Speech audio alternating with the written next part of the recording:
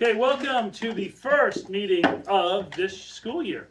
And I will call on Ashley for our Pledge of Allegiance, please. Allegiance to the flag of the United States of America and to the republic for which it stands, one nation, under God, indivisible, with liberty and justice for all. All right, welcome folks. Tonight we have as we're starting out the year, we have a very big packet ahead of us and a potentially fairly long evening, so I'm going to try to move us through as fast as we can. So to begin with, everybody received everything digitally ahead of time, even though we don't have it, correct? So we all have opportunities to see it at home. So with that being said, at this point, I'm going to ask for a motion. Well, actually, I'm just going to ask for acceptance of the minutes for May 7th district budget meeting, June 11th, 20th regular meeting, June 26th, third special meeting, August 5th, annual organization meeting, and August 1st, first special meeting. Does anybody have any errors, omissions, changes, or anything they'd like to make in any of those 5 minutes? Not seeing done, I'm going to accept them as presented. That's going to take us right to the report of the board chair.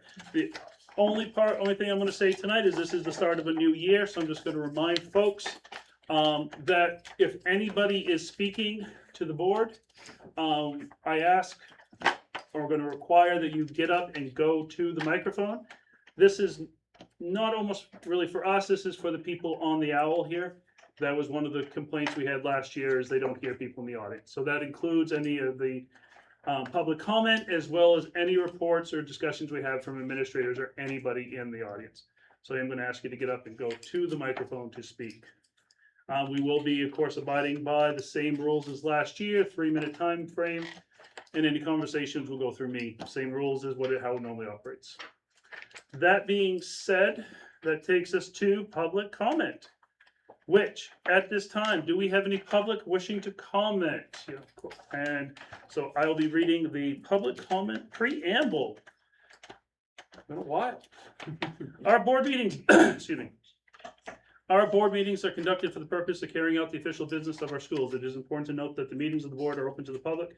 However, they are not public forums. At each full meeting of the board, time is allocated to provide opportunities for citizens and employees to express opinions and concerns related to the matters under consideration by the board. These comments shall be within the guidelines set forth in Board Policy BEDH, public participation at board meetings. Copies of the policy are available here and on the district website. I would like to highlight the following. The chair is responsible for recognizing all speakers. We ask the speakers identify themselves by sharing the name and town of residence. Each speaker will be limited to 3 minutes to express their views. Speakers should direct all comments to the board, specifically the board chair. This is an opportunity for the board to listen to the opinions of the public that relate to school and educational matters. It is not intended to be a conversation or debate of issues. We know that the school-related issues can be emotional, but we ask that civility is maintained. We will not permit profanity, gossip, defamatory comments, shouting at one another, or comments that disparage or attack individuals or groups. The board is faced with many important issues. For the sake of efficiency, the board discourages duplication or repetition of comments. The board will not permit complaints or allegations against staff members. We certainly care about these concerns, but they are personnel matters which the board is not permitted to hear in public. If there are complaints against staff, these will be handled appropriately through our complaint policy KE. To reiterate, this is just a highlight of key points. Please refer to our board policy BEDH for a complete description of our public participation policy. Anybody have any questions on that? All right, that being said, who would like to go first? Please.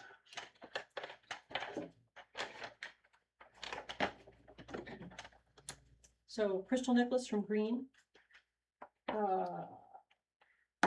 Whatever we adults think about vaccines, mandates, the law, and the Constitution, there should be one thing we can all agree on, and that's that the children of this district should not be shunned from the education of their choosing.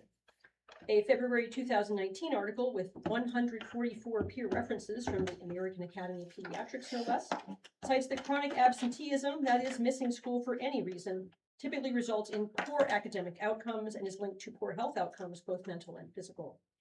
According to an updated 2024 print from the CDC on healthy schools, quote, schools promote students' health and safety by helping them establish lifelong health patterns, end quote.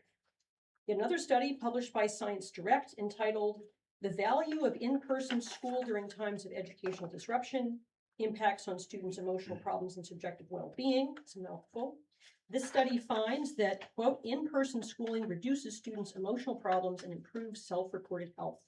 Furthermore, students with greater in-person exposure continue to report better emotional health, higher subjective well-being, and stronger interpersonal relationships, end quote. These are expert opinions from your people. And isn't it the primary mission of this district to contribute to the education, health, and well-being of children in this district? You know, educating the whole child, social emotional learning, suicide prevention, and all of this good stuff that we hear so much about. Whatever we may personally believe about public education, it is clearly the choice of some students and their families, and this should be respected. Furthermore, the emotional impact of telling a child that he can no longer be included because of his family's religious beliefs is unconscionable, as well as unconstitutional, and will result in harm to the child. Thank you. Thank you very much. Come on up, Jimmy.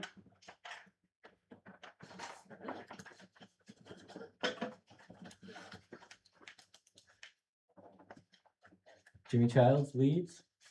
So, I asked the board to get some things on the agenda.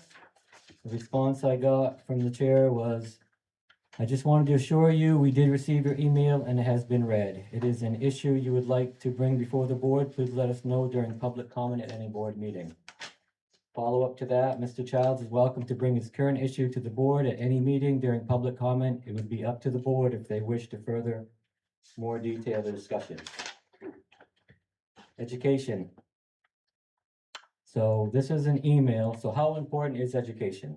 This school defines how important education is because years ago, my son was truant because I didn't believe that math should be on a kid for 7+ hours a day, and I fought it for long enough, so I pulled him out. So this is the letter I got from Teresa and Kim Brand at the time.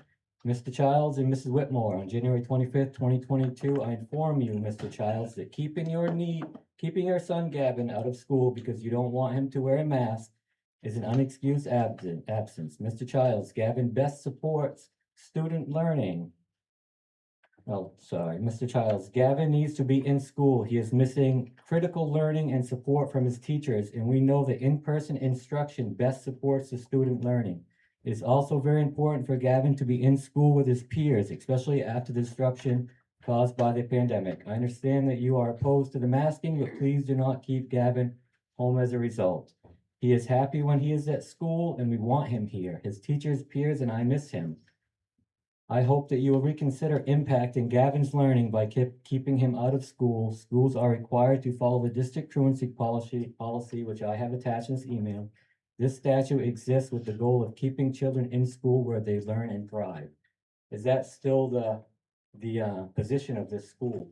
Because I'm not the one no longer keeping my son out of school. The school is keeping him out of school. So if this is true and the school feels this way about education, I would urge any board member to make a motion to maybe keep my son in school until September 6th, when we have a court date where the judge can decide what he wants to do, because obviously that's what I am at. So I do not want to keep my son away from school. I have not told my son that he cannot return to school because I'm not trying to ruin the rest of his summer days. So this school board, you guys have an amazing body of governance. You can make decisions and you can decide if my son's education warrants staying in school until a judge can decide if he's not worthy. I would urge a school to maybe abide by what they told me I should do by keeping my son in school. I did let my son go back to school after that. Very soon, that same week, the mask came off, thankfully, and everything was good. My son loves his teachers. He loves the schools. It's a great place to learn. It's very building. So I would just urge anybody that feels this way, that might want to keep my son in school, at least until a judge can decide to do so. Thank you. Thank you, Jimmy. Anybody else for public comment today? Not seeing anyone, we're probably moving on. Let's see. Nathan, So I'd like to make a motion to address the concerns brought forth by Mr. Child. is there a second?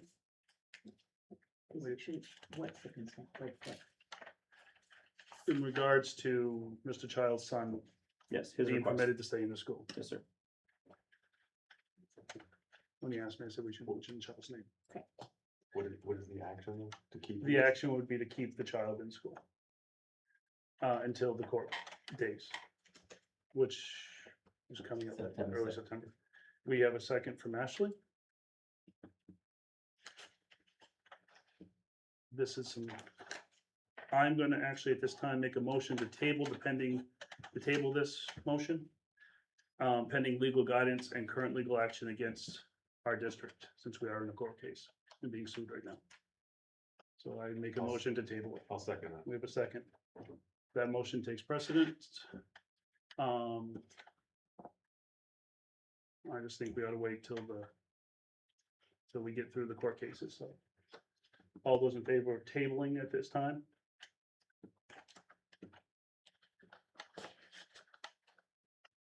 Okay, now there it is.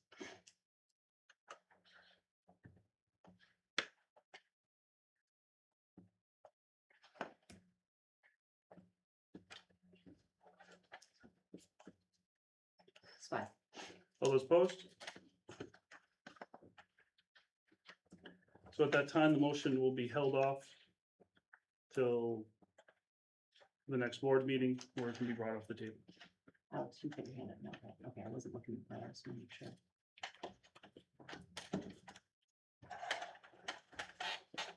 All right. That will take us to communications. Communications from the board chair are limited to one.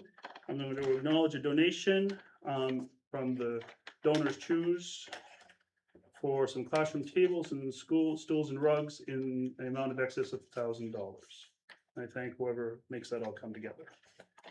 That takes us to the superintendent's communications. So you guys ended up getting them in your agenda. Normally you don't, so I'm gonna go really fast since you've got the list in front of you. So this is all since the last regular meeting, June 10th or something. So Beth Brown, Green Central School teacher, Sam Van Tynen, special ed teacher at Tripp Middle School, Josh Uptombe, primary school special ed teacher, Lars Jacobson, Leeds Green music teacher, Elizabeth Nichols Goodliff, Green Leeds music teacher, Michelle DeBlois, Tripp Middle School Science, Michelle Pelletier, Turner Primary School Special Ed Tech, Carrie Tucker, Turner Elementary School Special Ed Tech, Isabella Panado, Leeds Central School Ed Tech. So those are all resignations. One retirement, Marcia Schenk, Turner Primary School Special Ed Tech. And then new hires, not teachers, Kathy Pratt, Levitt Area High School Office Support Assistant, Derek Van Duzen, Special Ed Tech at middle school, Caitlin Brown, Middle School Special Ed Tech, Jenny Meisner, District-wide Food Service Assistants assigned to Tripp, Ben White, Transportation Van Driver, Lynn Buddy Bangs, Kyle's favorite name, Transportation Van Driver, Brooke Mason, Pre-K Lead Central School Special Ed Administrative Secretary, Carol Ferris, Lead Central School Title I Ed Tech, Misty Castonguay, Lead Central School Special Ed Tech, Katie Peer, Levitt Area High School Evening Custodian, Aiden Jefferson, Tripp Middle School Special Ed Tech, Michaela Goucher, Special Ed Tech Turner Elementary, Cassidy Woodard, Special Ed Tech 3 at Leeds, Sarah Wilmot, Special Ed Tech at the high school. And then we had two transfers, Terry Williams and Ed Tech 3 at Leeds moved to Turner Elementary, and Shayla LaPierre, Special Ed Tech from a 2 to a 3, staying at Levitt Area High School. Anybody have any questions for the superintendent on that? Jolene? I just was curious because not knowing and new to the board. With the resignations, is there an exit interview Yes. that is a process and formal protocol that? Yep, so Okay. when somebody resigns, they get an acknowledgement of that and a link to a exit survey. We get really good participation, so we've kept those, we've been doing that for 3, maybe halfway through my first year. Okay. And they have an opportunity to request an in-person interview, so they only have an in-person interview if they request one. So, but I've done plenty of those in the past, but then we keep that information, and actually we use that information during negotiations. I don't know if you guys remember that, there was questions around sort of, whether or not people were leaving for salary reasons or things like that. So I could take the information that was provided in the exit survey and look at that and provide the data. Thank you. Any other questions for? No, not seeing any. We don't have any adjustments. We've already made everything you've seen. Yep. Okay, committee reports. Before I go into the committees, I just want to remind folks, as I said last year, when it comes to the committees, once they are formed, it's going to be up to the committees. We have given you a suggested guideline of when we think it'd be best for you folks to meet. The chair of the committee, once that is established, is in charge of that committee with the guidance of the administrator involved. So it'll be up to the committee to decide to see if they want to modify the days that they meet on, as well as the length of the meetings or how often. We, as a board, encourage similar to what we've requested, but I do believe that the committee chairs have that, you know, like I said last year, which those we knew don't know what I said last year. That was that. And that being said, since it is still summer, I did not have any committee meetings yet. So I do not see any reason to have reports. All of you know the committees you're on at this time. I would encourage some discussion when you can amongst yourselves. That is about the only time that you can email each other, is when you're talking about committee issues. So I strongly encourage some discussion amongst, normally there's 3 of you on a committee, amongst the committees, and figure out when is the best time to have your initial meeting, to have your initial vote. Some committees, one of the big issues that I looked at going into this year was I felt that almost all of our committees were being rushed at times. Some were running into issues with a variety of problems last year with participation from administrative staff, from whole slew of issues. So I figured it was best to maybe look at not everybody being on Thursday. Thursday limits us to an hour at most. Most committee meetings, if you're going into any depth, will take a little bit longer than an hour. It might be better for some of the committees to meet half as often, but meet for twice as long. You know, pick something like that. So it's something I want you guys to think about in your initial emails going back and forth on how often you want to meet. If you want to meet, change in meeting times. Some of this stuff especially can get into detail, and we all know that the first 10 minutes of any meeting is just usually not, you don't get going. So anyways, that's my initial thought when we're going into this year. Kind of moving back off of Thursday nights and try to figure out what was going to be best for everybody. The only thing I discourage you is Friday afternoons. That's just general courtesy to all of us as well as staff. Once your committees are formed and the chairman's put into place, talk with your administrative support person and figure it out. But I would encourage you to follow the guidelines that myself and Carrie put together, because we did spend a lot of time overlooking it and trying to figure out the best times that would work with people. That being, again, I know I've said it 3 times, but I'll say the 4th. That being said, Finance Committee is an official committee that has officially been formed, but do you have anything you'd like to report, or We have decided on Tuesdays at 7 at central office, so our first meeting will be 9/1. and I assume you mean 7 AM. Yes. PTB, you are the only committee that has actually met over the summer. So I guess I am gonna actually ask, if you don't mind, if you have anything you'd like to report out, but remember, we do have a lot of what you've discussed coming on Yeah, later. no, we have nothing new. We haven't met since our last organizational meeting, so Carrie's got some stuff to talk about. So everything you've met about is coming from. Yep. All right, anybody have any questions for PTB? I am sorry you did, or finance? Yeah. Did you did you pick a date yet? I just recorded in the minutes Okay. when Ashley said. We have that. not discussed scheduling Okay. yet. PTB kind of is open. I was gonna say PTB meets, mornings, afternoons, middays, they're all the time. Policy Committee, you guys, I don't think have formed at all, and you don't have a chair at this point. So I assume do some communicating back and forth and just to confirm it. I don't even know if you 3, it's on this side. All right, curriculum, same idea. You guys haven't had a chance to meet, you're gonna have things, so it's you, Anthony, and so do some emailing back and forth and figure out the best that works for you. Your specific committee, I felt definitely needed some extra time. some of your issues are bigger and much more in depth, dealing with laws. So that might be one of the committees that, just a suggestion, might be not meet quite so often, but meet for a longer time frame to actually be able to dig into something, but that's just a thought, it means nothing. So that takes us to administrator reports, unless does anybody else have anything on curriculum, Anthony?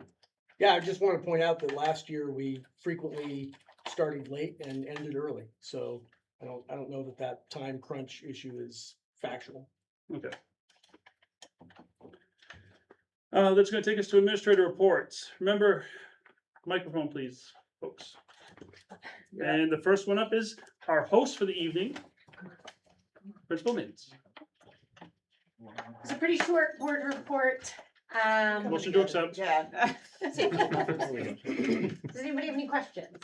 For the two new members of the board, a year or so ago, we emphasized to have most of the report that they would present to us pre-written, given to us, so we have time to actually absorb it, look at it, review it. So this is the time to show that, this is like your homework stage. If you've read it and you have any questions, this is the time. And then they'll sometimes bring forward something else. So, But the goal is not for them to repeat what they've already exactly. written to save time. The Jenny? pictures of the improvements are gorgeous and look amazing. Yeah, Super we're- exciting for the kids to come back and see it. Little And for you and your spoiled. building. A little spoiled this summer. Yes, it does look great. It'd be better in color. I'm saving money and It was on your resources. We had it in color on the Uh, computer. Sorry. Move on. Turn the light low. Wow. Sorry.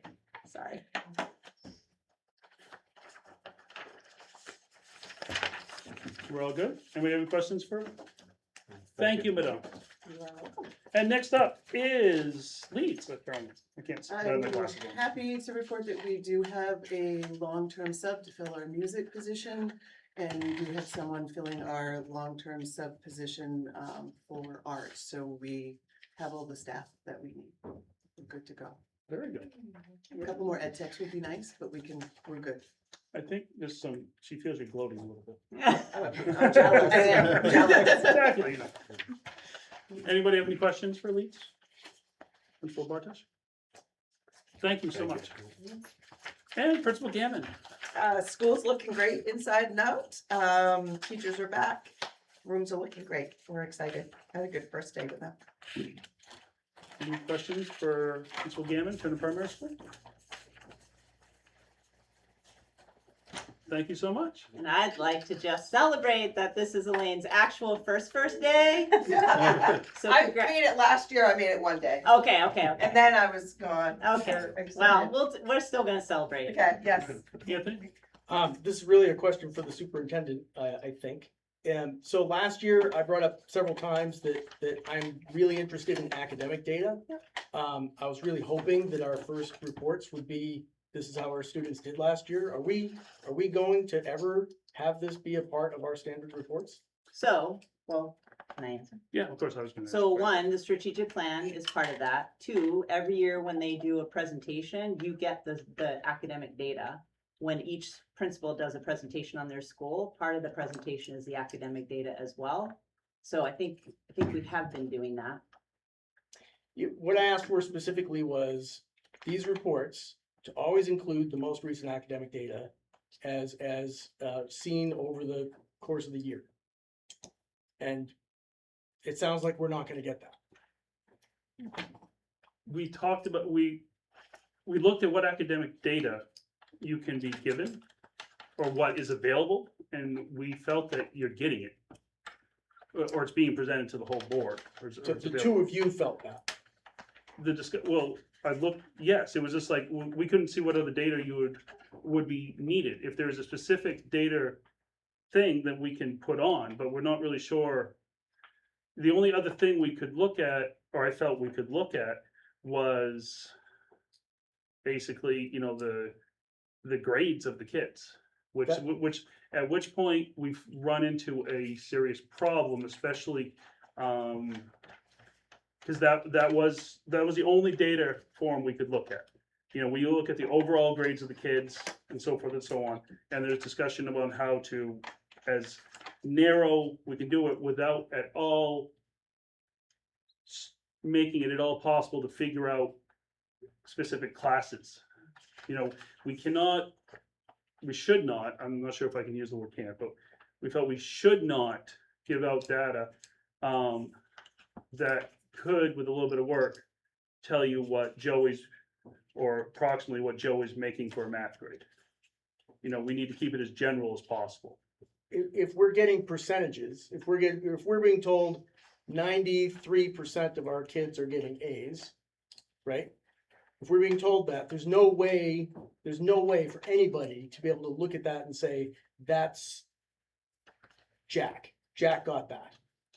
It depends upon if you're asking for the first grade, are you looking for this? Because the initial questions, or how I understood it, was you were looking, or it was being looked for from grade to grade to grade, from school to school to school. And in some schools, for example, Leeds, you're talking about 1 or 2 classrooms, which is very tight windows of, you know, very tight groups of people, you know, small numbers. We have to be very careful that we're not giving out the grades of kids or making it easily accessible. I'm not asking for it to be identified to a particular student. I'm asking for percentages. We're told when we get the results from statewide or national tests and they're bad, we're told those don't really count. We think that we measure the learning better. And then when I ask for, okay, well, what are our measurements of the learning? I'm told that I can't have it. Well, of course. I have never told you that those tests don't matter. I have never said those words at one time in the 4 years I've been here. I've never said that, Anthony. Do not characterize anything I've ever said about tests here with that. That is not true. We have heard Hold on. numerous Not true. times that those tests do not accurately. Not from my words, not from Did my I say mouth. that it was you? No, so Did Anthony, I say that it was Anthony, you? come on, okay, So don't put words into my mouth. Anthony. Thank you very No, much. Anthony, you just said, so who's telling you the tests don't matter? So who would be telling you the tests don't matter that we're taking, they're having the kids take? You said When- you've been when- told here numerous times that Yeah, tests don't matter, so so who's telling you? whether it's a principal, right? Has the principal told you that the tests don't matter? I've been told that the tests do not accurately measure the performance of the students.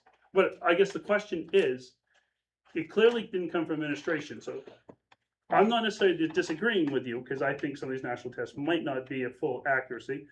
And I'm not necessarily against getting more detailed information from the schools. We're just trying to figure out how the best way to do it as well, but I'm just curious, did anybody, you know, who told you that they don't matter?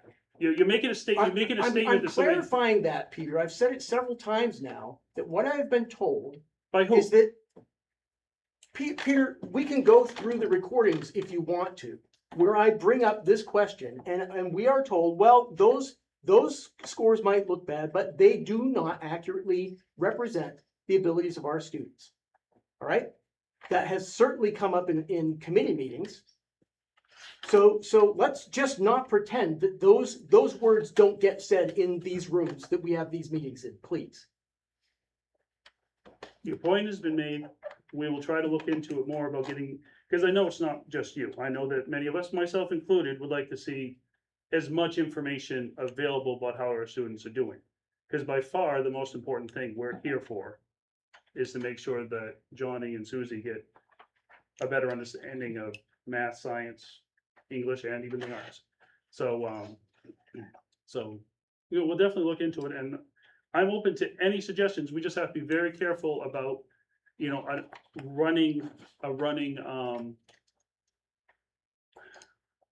we just really have to be careful about not focusing in on any particular classroom, or group of kids. That's what we're concerned about, especially in some of our smaller groups. And that's where we're really concerned about being. And, you know, that can even go all the way up to a high school, because certain areas of the high school are very small groups. So that's what we're really concerned about. But we'll definitely look into it, and I'm definitely not against it. It's, So I'd have to agree, like the grades would be Yeah. a crucial way to judge student success and overall. And is it just a suggestion to review it in either the curriculum or the policy committee to make sure we meet with somebody to see where we don't breach those guidelines of, you know, negatively affecting a student's privacy. Okay. Like, I think it would be beneficial, that's all. I just wanted to. No, clearly and I everybody- don't disagree Yeah, that it no, would be I know. beneficial at I all. just wanted to I just wanted to clearly make sure we everybody. definitely walk that line where we have to be careful Sure. about. Sure, I just think we're all in agreement that grades are the full judge of student success. That we can monitor closely, that's something that it helps us understand where students at throughout their walk, within our schools. Well, absolutely, I don't disagree with that at all. Okay. You're up, madame. Welcome. Hi, I'm Rebecca Drysdale. I'm the Director of Special Education. Do you have any questions regarding my report before I have my anything to share? This is the first year 3-year-olds are coming on, right? Last year, 3-year-olds came to us and they're gonna continue. How many do you have this year? We're starting off with small numbers, and so I don't want to identify too many because that would also be identifying students. But we have small numbers and we're expecting them to grow. Last school year, we started off with a very small number to no 3-year-olds. And by the end of the school year, we were looking at that being half of the population that we had. So we had anywhere between 40 to 55 students, 3 and 4-year-olds. Half of them were 3-year-olds. And they just, so I understand, so all the 3-year-olds, not necessarily 4-year-olds, but all the 3-year-olds coming in are students that are requiring services. for their school. Yes, yep. So we're starting off, so the word's out there, we're out there ready to find the 3 and 4-year-olds that need special education services. So we'll be doing child find activities throughout the school year. We're hoping this year to get out into the daycares, talking with daycare providers with our new assistant director, which we're excited to do that. Any other questions? Did you say you had something you wanted to add? I was just gonna add, as Principal Bartash had pointed out, we are looking for ed techs. What principals are meeting with candidates, right up at now, we're meeting with candidates. And we've also reached out to a company that we're contracting with as well to seek ed tech candidates, and their prices are within the range of what we budgeted for. So it will still be, it's certainly reasonable cost, if not less. So that's exciting to be able to do that. All right. Thank you very much. I just want to make a note. I happen to see myself, I'm in witness protection. Do you see, for some Yes. reason, Yeah, you're I'm on fuzzed Thursday. out. I'm kind You're of always fuzzy. fuzzy. I know, but I'm fuzzy, it's kind of odd. So, clearly I'm safe when I go home tonight. All right, that takes us to, where were we? That was committee reports, the consent agenda. Oh, do you guys have anything you want to say? Okay, apparently, we're going to the assistant superintendent. Mrs. Gillis. Just wanted to provide an update on professional learning I participated in this summer. Along with Rebecca, Kristen, and Shannon, I presented at the superintendent's conference in Bar Harbor on the model schools work in our district. I attended the Inclusive Model Schools Conference in Augusta. I participated in the Wabanaki Studies Summer Institute in Portland. That was 4 days. I participated in illustrative math training with the principals, assistant principal here, and instructional coaches. And we've also had some training on our new screener implementation called FastBridge. Summer curriculum work, we did lots of it. These were stipended days with our teachers and instructional coaches. We worked on common assessments for science, math, and ELA content areas. We did implementation check-ins as far as interreading and illustrative math and made some adjustments with pacing. Training with the coaches on illustrative math. Our former instructional coach here, Megan Fenton, trained us. We kept her right to the last day and she trained us at the end of June. And then a great deal of work has been focused on updating the reporting standards that are in Power School. So those areas for ELA, math, and science will be in place. And I oversee 2 of the programs in the district that have open positions. We currently have a 2-day-a-week teacher of multilingual learners. We have 1 4-day-a-week person, and she now will be covering 6 schools, which is going to impact programming. And then we have 1 full-time teacher for gifted and talented programming. That position is open, which leaves us with 1 full-time teacher taking care of 4 schools. We are going to focus on the elementary schools this year, because we're not staffed enough to include the middle school this year. Jana and I talked about that. We've talked about it several times, and just the opportunities that the students at the middle school have. We feel like students can get their needs met, it might just be in a different way. And that's my report. Any? Ashley? What are the Wabanaki studies? So in 2001, the state of Maine passed a law that all schools need to be teaching Wabanaki studies. And then after several years, it was rebooted, I guess, or reinvested in. There's updates to the law that all schools need to be teaching Wabanaki studies. And I was able to participate in this. Portland Public Schools is the only district in the state of Maine that has created a set of materials, resources, field trips, everything. And with applications, there were districts selected to participate in that training and learn more about it. So it will fit nicely, because this year we're looking at our social studies curriculum. So these are some resources that would fall into social studies.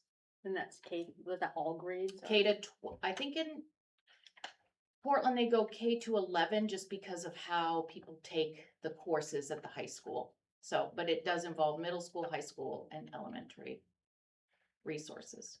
So kids in every grade, K through 12, every year they're getting a Wabanaki study? They will have, it's part of the law that they need to have something. It's not the same thing every year, but it would be like in ELA, students might work on a personal narrative, for example, every year, but it will look different because the expectations are different and pieces will be pulled into it.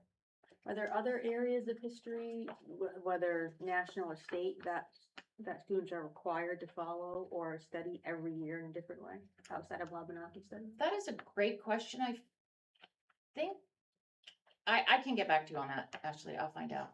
Well, the state law has a graduation requirement of US history, for example, right? So, but in the standards, but. Right, beyond that, is there like a specific event or? Right. In terms of a law, that yeah. They have to, that's every year for K through 12. Curious. Is it I every think this is year, it. or do we It's not, decide where think it it is fits too, into as the well. curriculum throughout, do you know? yes, both of those things. So it is every year, but we It is decide? annually, yes. Okay. I can find the wording, Ashley, and share it with you if you would like. No, that's fine, curious. Any other questions for Teresa? All right, not seeing any. That takes us to Superintendent. Yeah, so, just trying to summarize all that has happened this summer. So just as going back, because in June and you guys approved some teachers, so in all, we've hired 23 teachers. We still need special ed teachers at the high school, pre-K at Green Central School, and TPS. There are plans in place for all 3 of those positions. The likelihood that we're gonna fill them is pretty slim, I think. Music, same. Both Green and Leeds have long-term sub-plans for classroom music. Band at the elementary school is a problem. I don't know if kids are gonna get consistent instrument, instruction, which is not good for the long-term health and well-being of band at the high school and the middle school. These are hard to fill positions, and they were late resignations, so we weren't able to search like in that sweet spot of April and May. So concern long-term, but we have a plan at least for now. Turner Primary still looking for a school counselor. Again, very hard to fill position. A little bit of a late resignation, so that made it difficult. Teresa just talked about gifted and talented. We have a full-time position, part-time in ELL. We do have a food service director whose start date has been set for September 8th. So thankfully, Gabby is serving both roles. And that is, yeah, the pile is high. So, so we do have a start date. We're excited for that. So once she's on board, she'll come to a board meeting. I'll introduce her. Teresa, Rebecca and I spent time planning for the education leadership team meeting. We met for 2 days at the end of July, reviewing and collecting, spent the summer collecting the data and reviewing it for the strategic plan and determining our work plan for the year. There's a new law. There's a good article in the Sun Journal if you want to Google it. Covered investigations. So there's a new law that requires us, if a staff member is under investigation for a certain list of potential issues, we have to report it to the Department of Education. And sort of a loophole, if somebody was potentially accused of something significant, if they resigned before the investigation was completed, you would not really be able to complete the investigation because the employee wouldn't be there anymore. But the article in the paper did a good job of sort of articulating how problematic that could be. So now we're obligated to finish an investigation and report the outcome regardless of whether or not the employee stays employed or leaves, right? Trying to avoid the investigation. So there's a lot to do with that. I did a 1-day, Gabby and I did the training together. Gabby supervises, helps to supervise maintenance, food service, and transportation. So it was important for her to be there with me as well. So it's a lot to learn, a lot of tweaks to the law, but it's a new responsibility that we have to just develop procedures for. The emergency plans have been updated. I'll talk a little bit more about that. I worked with Tyler Ham to do that. Responded to just a few legal issues over the summer. New teacher orientation was Tuesday. Teresa and I did that together.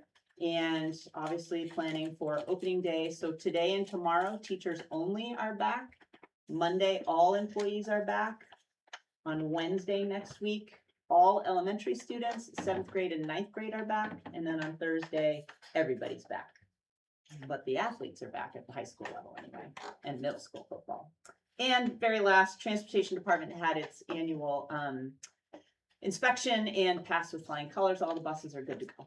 So that's it. Anybody have any questions for the superintendent on the report? The bus schedule was out way early this year too. It's nice. Because we have an awesome transportation director. Did you just curse us? No, I just said it was nice to see the schedule so early. So Yeah, here come- it already happened. You Here can't come the curse something. cancelizations. but You can't back curse it. You can't back curse it. There we go. It's already happened. All right, any other questions for the superintendent? Not seeing any. Now we get to go to the consent agenda. Yeah.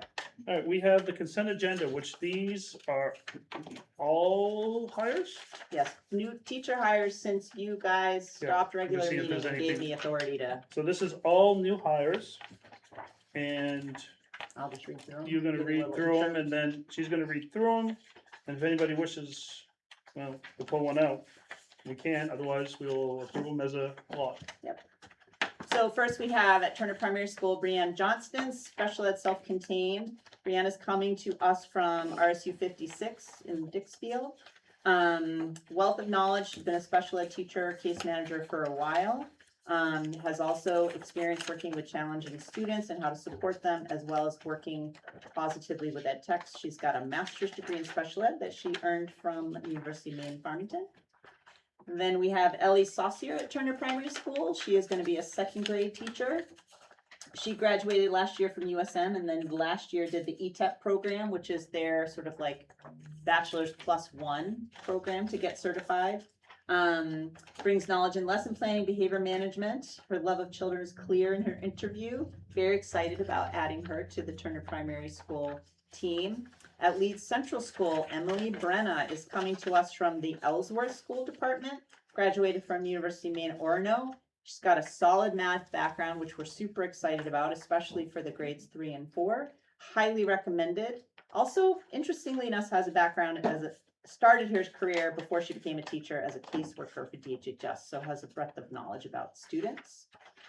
Also at Leeds, Avery Cloutier is also going to be, or is going to be a 2nd grade teacher. We hired her from RSU 73, our neighbors to the north, Spruce Mountain. She's also graduated of Farmington.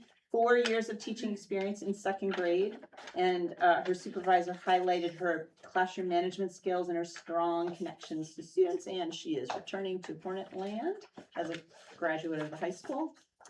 At the middle school, Heidi Bangs, we have a couple of ed techs who are transitioning into teacher roles, so that's exciting. They've gotten their certification, taken their courses while serving as an ed tech. She graduated from USM Lewiston Auburn campus and has been at the middle school for a couple of years, so very familiar with the school and the students she'll be supporting. Also at Tripp Middle School, very excited, Erin McClure, who is going to be running the BSP program, the Behavior Support Program. We hired him from RSU 38, which is the Maranacook School District. I love his story. He started out as a banker and then decided he didn't really want to do that and fell in love with special ed and working with students with disabilities. So he's been doing that for almost a decade, I would say, pretty close. Lots of experience in supporting students who have behavior challenges. Also at Tripp Middle School, Angela Daigle, who's going to be an English teacher for us. We hired her from RSU 4, which is Oak Hill.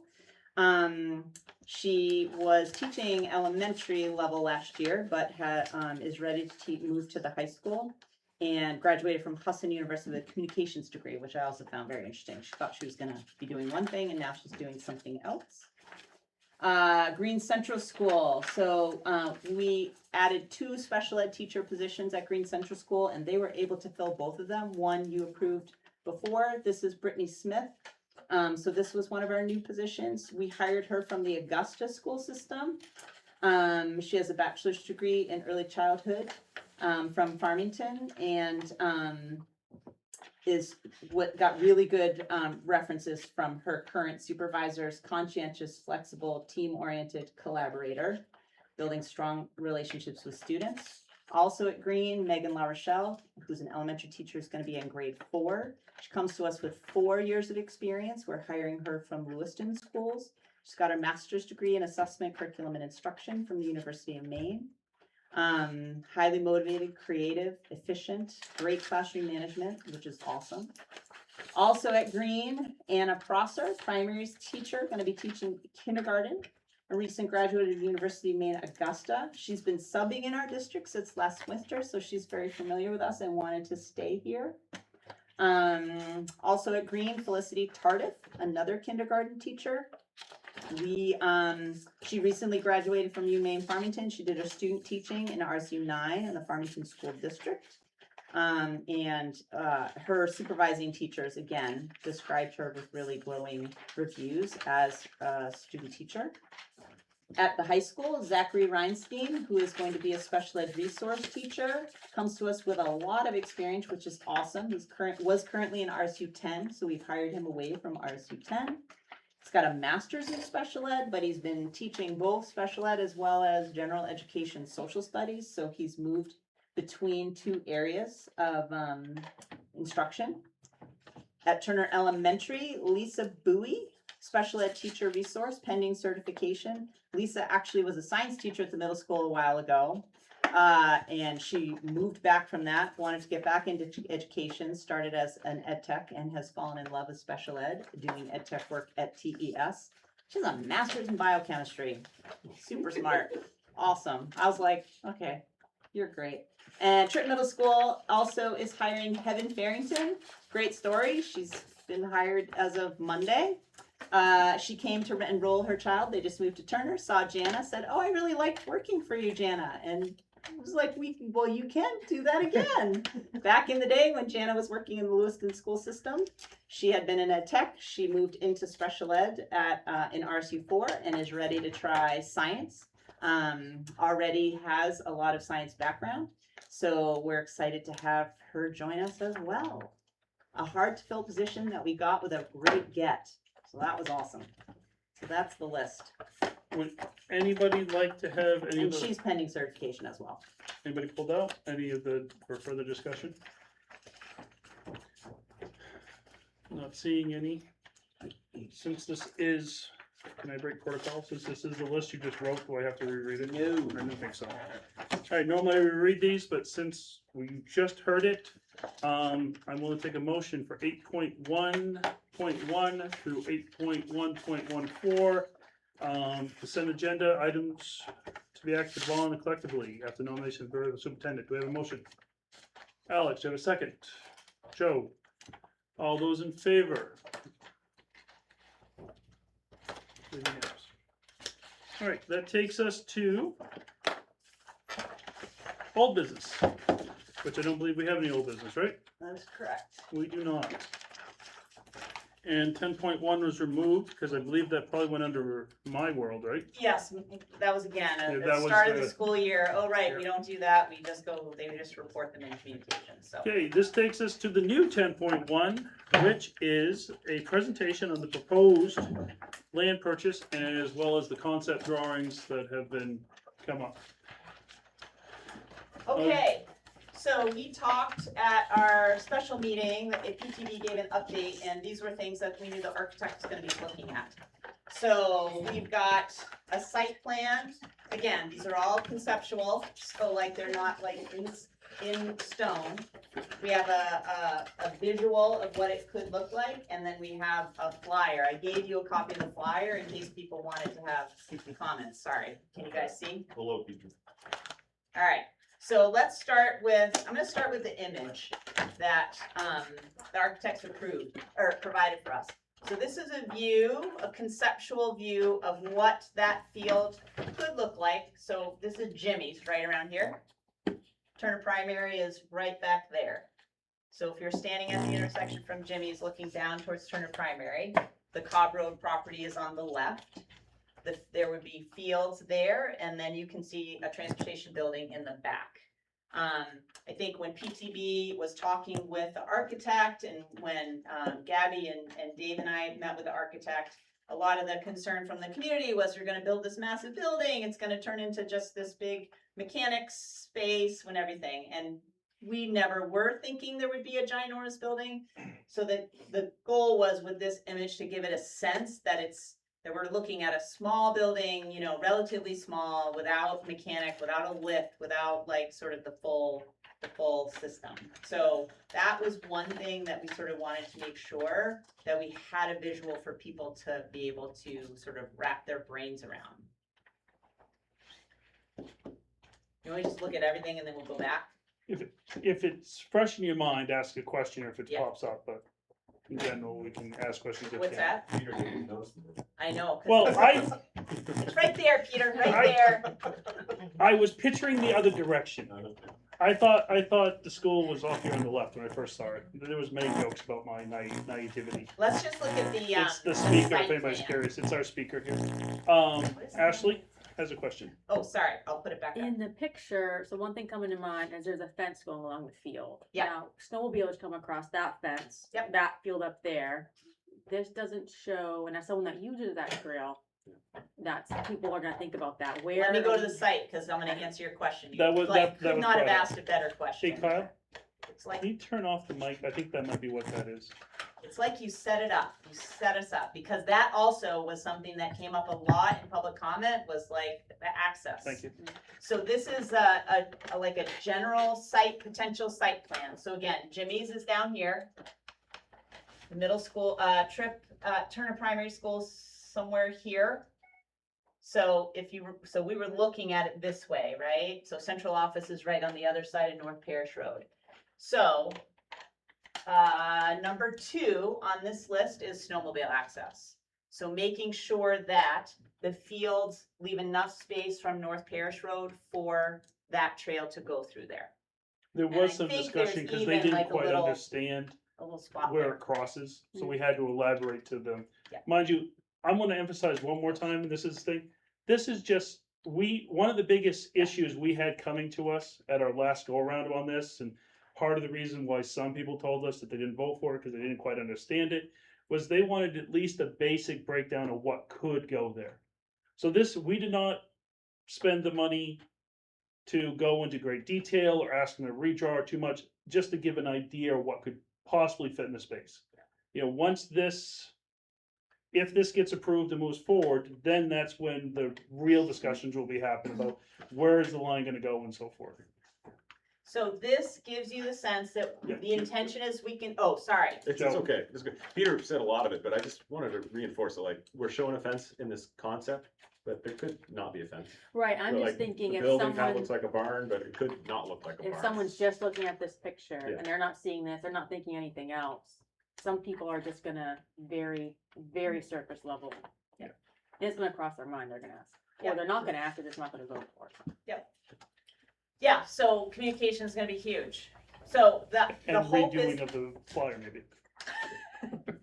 Sorry. no, I know, you got, I keep jumping in, so you, if people. We think our goal is 2 fields. We know we can do full use fields for any sport. The only thing we're not intending to put down there is football. But soccer, lacrosse, field hockey, like all of our field sports, the goal is that there would be 2 fields there. Right now, the biggest need is in the springtime and middle school in particular. Those would be practice and game fields, we think. Then there'd be an entrance here, parking, lots of parking to get, hopefully to get some of the parking off of, the road, because now there's games at that field by Turner Primary School and people just parking everywhere. This would be the transportation end of the facility. So these are bus parking. So nice, long, lots for them to pull in. This would be staff parking back here. And I think this little side thing, we don't have it marked here, but really the only facility that we've talked about putting there is a bay to wash the vehicles. Like that in terms of maintenance, that's really all we're talking about doing, because we have a good maintenance system going with a local, Murray's doing all of our maintenance, and we don't really want to change that. The other thing that is right here is fueling station, the new fueling station, and the goal there would be to replace the diesel ones and add gasoline, because that diesel, we have to maintain our diesel tanks. It's a significant amount of money. I think at our last meeting, we talked about $20,000 to $30,000 a year that we save by buying diesel in bulk. Gabby's done a quick study, and it could be up to 20,000 that we could save if we could buy gas in bulk and not have to buy it from private gas stations. So this is just sort of like the idea of what it could look like. So 2 questions. So we have the field hockey field that's also lacrosse across the street at the primary school. Was there any thought of kind of revamping that by PTV at the same time to make all the fields and adding any additional parking there? And the second question I had was, will there be like public restrooms or some sort of like changing or anything that like, cause I remember when we played field hockey down there, you ran from the middle school and you ran back to the middle school. Yep. I just wanna. I think know we- this is just a No, thought but I process. think we could get so far down the road talking about details. And, Well, I was just No, wondering more but- about the field. Yes. yeah, but the idea is we're not even committed to 2 fields. Right, I mean, like, this is really just about a vision of how we might be able to use the space. We want to give a sense of what this land has potential for, but there have been literally no decisions made on the scope. Yeah. So, I mean, I think that, we're gonna get a report from, one of our consultants about field usage. Okay. And a recommendation about using the primary school field differently may be part of that, and it may, involve some coordination with this land and the primary school, but we haven't even got there. We just know we need space, and I think that, there's a list of things that have been developed over time doing our capital planning exercises, and this space has the potential to address all sorts of them. But yeah, it's just, I'm nervous that we get too far down the road, like, this isn't necessarily exactly what we're doing, but this is an idea of what it could be and how we could address some of our issues, and a vision of what it could look like if we get through the land And I purchase. just know a lot of people had concerns about both sides of the road parking. Yes. So That was, I just wanna jump in real quick on that. To answer your question, we got into that concern at the PTB. We started redeveloping, redesigning, before we realized, wait a second, we're just playing with, we're basically playing at this point. We were a whole bunch of guys that had a scratchbook in front of us having fun going, well, this should go here or this should go there. But there was talk about facilities. And I think she might be jumping in on the parking thing. But one of the things I think Joe's really getting at is that one of the things we gotta put forward is, you're looking at potentially a 2 or 3 it might be done in 2 or 3 sections. The only thing that has to get done in the next 2 or 3 years is filling stations. That's the only thing that has to get done. Do we need fields? Yes, we all know we need fields. Unfortunately, well, let me take that. Very fortunately, we have a very active student body in athletics. So we need fields. Do we need bus parking? Absolutely. Up here at the high school and around the middle school, I don't think people realize how many vehicles take up. The amount of buses, vans, and then the little thing that we kind of didn't think about was all of the vehicles that those drivers drive there to then get into their buses and vans. So you're looking at another, 50, 60 vehicles we gotta find parking for at the high school, say nothing of the buses and the vans. But the most important thing is those fueling stations. So that might be the only thing we do in the next 5 years, is putting in a filling station. Jenny, so one, the board has engaged an architect to look at our current fields and make recommendations, including the field next to TPS. So yes, at some point, there will be a report that provides recommendations. 2, I can assure you that the topic of bathrooms for the kids playing has been brought up by me. It was like, we can't have all those kids down there and not have bathrooms. And You then got have a all wood those line. parents there. You got a Yeah, wood line. some people have talked we about don't why do do we need that. I have said that that's important. That's a lot of people who are gonna be at a game. So, yes, we've talked about bathrooms. What was the third thing you wanted to talk about? Parking on the right side. Yes, I Yes. know there's been a lot of complaints to the town 100%. about, 100%. but there's nothing the town can do.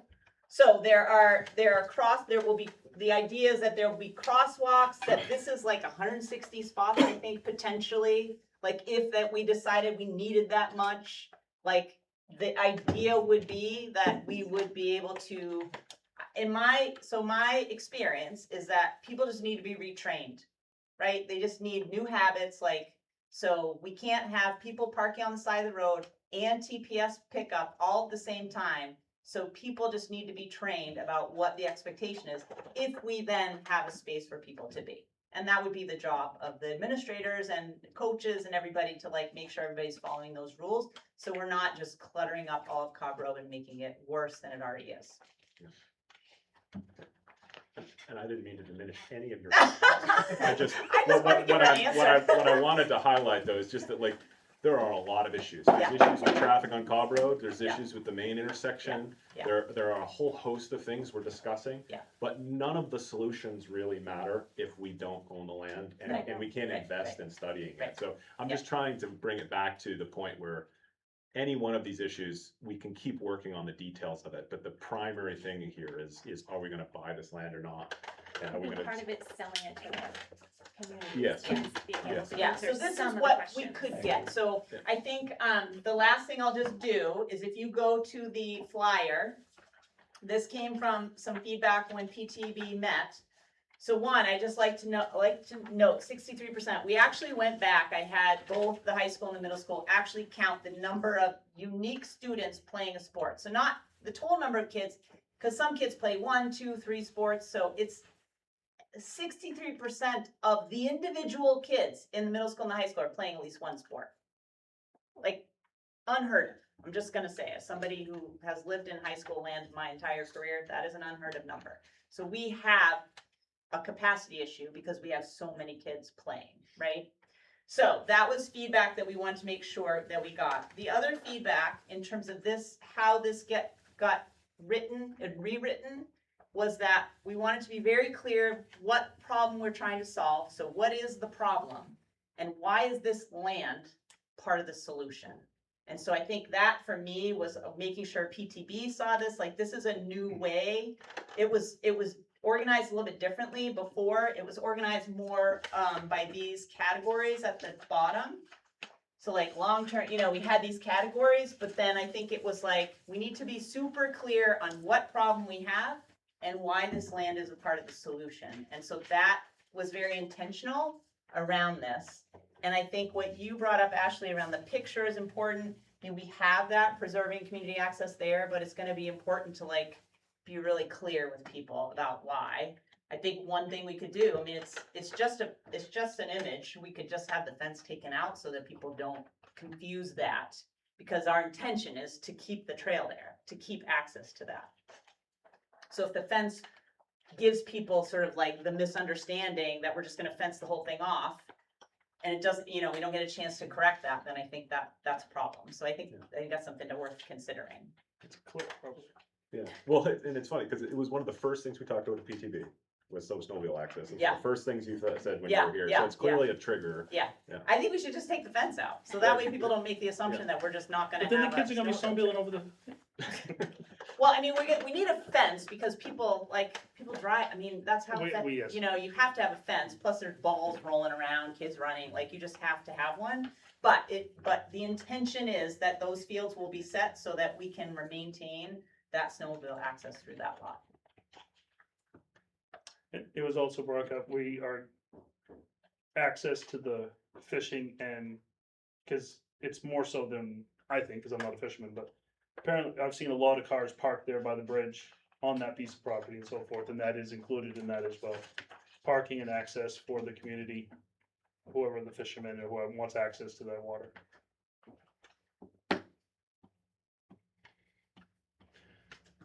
That's the initial presentation. So, well, the last thing I'll offer is a suggestion for a timeline. There's a lot in a short amount of time, just gonna say. And I will be calling on you all to assist with some of these things. For example, I don't go to youth soccer on a weekend in these 3 towns. So I've already talked with and confirmed with all 3 town managers or town administrator and managers about attending those 3 select board meetings. So those are booked in my calendar, and I'm pretty sure Ann Ketterer, who's our architect, will be available as well. We have open houses. The goal is if people are okay with these materials, that I'll start like getting on tomorrow, making sure that we've got materials for open house, and having some presence at some of those would be helpful as well. I will do most of the PTC meetings. I typically do those during budget time anyway, so I can easily, and they meet remotely most of the time, so I just zoom in and sort of do my thing and they let me talk and then I go. Evan and I are gonna work on establishing a football game. That will be a good night to set some stuff up and have materials for people. I'm sort of thinking that the flyer, if I get a couple big printed, on foam board, they can sort of just stand up, wouldn't be too expensive. We need to decide on a public hearing. The 2 dates I put out are a Monday or a Tuesday, the 21st or the 22nd. The reason I didn't tag it on to a school board meeting is because I thought we did that last time, and I wonder if just because we're going out a second time, there might want to be some more intentional sort of like people who we really invite to come in addition to like, a personal invite versus just like public, have it be an open public meeting, but then also potentially have particular, invites that we want to do.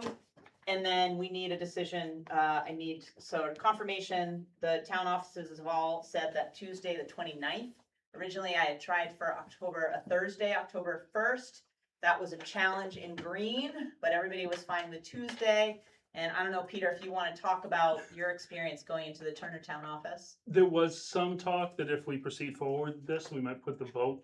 We thought so it might be easier for everybody involved to have it on the same day as election day. The Turner Town office said that they were quite honestly, and I'm kind of think she was serious, was gonna lynch me if I even thought of doing that. She says, do you understand the difference in these 2 elections, difference in these 2 votes, and the nightmare it would be, because this is a paper ballot vote.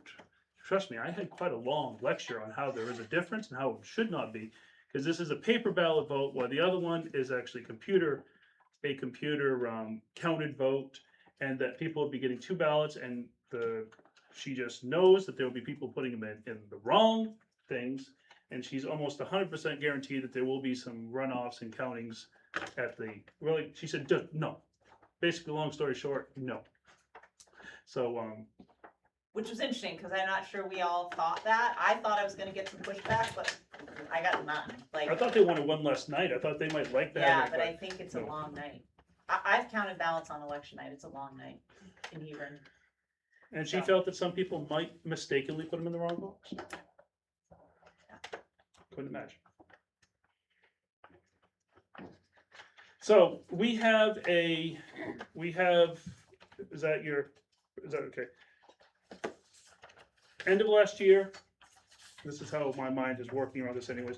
End of last year, we decided to move forward with this purchase, and everything. As we all know, what happened during the vote for a variety of reasons. Questions that came up prior at our public comment section, stories we've heard, all stories we've all heard and so forth moving forward, about why people didn't vote, questions they still had and so forth.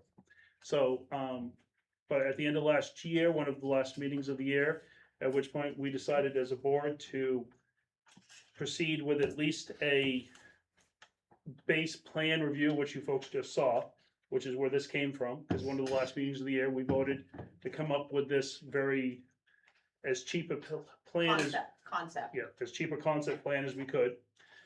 Primarily to bring it forward again, just like the budget. We were voted down on the budget. We as a board felt that we still need to operate the school, and so we brought the budget back. At the time, the board, my understanding at this time, still feels that this is probably a good purchase for the district if we can make it happen. So we're proceeding with our initial votes. In that, we're proceeding to look to purchase the land. One of the biggest complaints, suggestions, conversations I heard was you're paying too much, and I'm not sure, have we? That was in your backup, so Yeah, what so I that's- also gave you was the backup, which was the, Realtor opinion of value. We contracted with Sarah Edith Foster, who is a Realtor broker with Meservier. And I put in the backup so you'd have the full description of her assessment of this property being worth on the open market between $525,000 and $537,000. Which means, would they get that in the open market? Right now, maybe not, but they're gonna get close. So which also means the 500,000 that they offered to us, and honestly, we move forward with, really isn't that far out of the ballpark. Which was probably the biggest pushback I saw, was that what are you doing? You're paying twice the market value. Some profanities and other words that I can't use here, given to me. So that's why we went and had this done by, a person not involved in the situation at all, other than being a taxpayer in the town, I believe, right? Yep, Yeah, Susan Turner. so she's a taxpayer, but otherwise her company isn't looking to sell it, her company isn't looking to buy it or anything, so. So that gave us that other information that, okay, well, no, it is worth that much. And I think that the community has to understand that this is not gonna be a field in 5 years regardless. This, so for some people around, it's either gonna be part of the school district, or it's gonna be 20 houses, or at least 10 houses. So that's just something people have to understand, which is not gonna make congestion there any better, but that's nothing to say with us. But the money we heard the community. All of us heard the community. Money is an issue. Why are we spending that much? That's what it's valued at. So I guess at this point, the only official, unless, I kind of chatted here for a second, but if anybody has any questions, comments, we can take any number of motions or anything like that if we want to go into further detail, further discussion. This is definitely an opportunity for the board to move forward, backward, or anything that you guys wish at this point. What we do have to, if nothing else, what we do have to do is we do have to choose those final days, right? The final days are the ones we have to vote on. The which is referendum itself, it's the just that referendum. referendum. I think we can work on scheduling a public hearing. So just the referendum. Feedback, but the referendum is the motion that you've got in front of you. So at this point, I'm gonna ask Ashley, and then after that, we'll go from there. Yeah, two questions. The first one, is there a social media plan, advertising plan? Yeah, so, we'll do that. I typically do the recording, like I'll record a presentation to put out. I usually get some pretty good feedback. A lot of people watch. So those would be the two things we would do beyond the meetings. And was there, did the firm you guys worked with, did they provide data, or how did thing. So they're fairly sure having our own voting day is better than election day. That's what they're confident is gonna get the greatest outcome. That was their advice, seemed to have been confirmed in terms of just workload from them. But the advice, and she has worked with other school districts on similar projects, and that was her advice. There was a lot of discussion Yeah. prior to the workload like I've talked about, on which one's gonna bring out the more people, which gonna bring out people who don't care, might vote against it just out of like, well, screw them, I don't wanna vote for it, there was a lot of discussion. I continue to think we'd be better having a bigger turnout at the November election. With my personal opinion, we had a lot of conversations, but I also very much understand the concerns around the ballot confusion and everything you just raised about the town of Turner. And it was our consultant's recommendation to do it on a separate night. But yeah, there's been a lot of discussion around this, and, I guess I don't see how, cause I've done a vote there where they use neon colored paper. So you could do a hot pink paper for a land vote that doesn't mix in with the large white ballot and pull it out pretty quick, but My opinion is if we felt that on the same day is what we wanna do, I would let Jenny go talk to the town office and they'd be fine. Because I know how that machine works, and if you stick anything in it that isn't supposed to be in it, it like creates a whole report that goes to the state, and it's a whole debacle. And I do understand where Becky's concerns are with that, like. So, I kinda talked more than I should have. Joe spoke up a fair amount. I do wanna lean a little bit toward, Alex is the chair of this committee. Do anything you overlooked, anything? No, like Joe said, there was a lot of discussion about the date. I think that our main goal is to try to drum up as much support at local events and schools that we can, and encourage those people to come on the separate day. Getting out the right information, the flyers, and the consultant was fairly adamant in her experience that the standalone vote was more apt to provide optimal result. did the standalone vote for the budget, our budget, drew out a larger crowd than normal, correct? We got more than the second budget that passed, got 100 more votes than the first budget that failed. The vote with the land that failed, historically, did it have a higher turnout? I'd have to go back think and it look. I was- don't remember it being significant. Not a lot, but I think it was in the sixes, right, the first time? Yeah, I I'd I have to remember look thinking back. that was higher than normal. Yeah, I'd have to go back and look. I'm not confident that. William?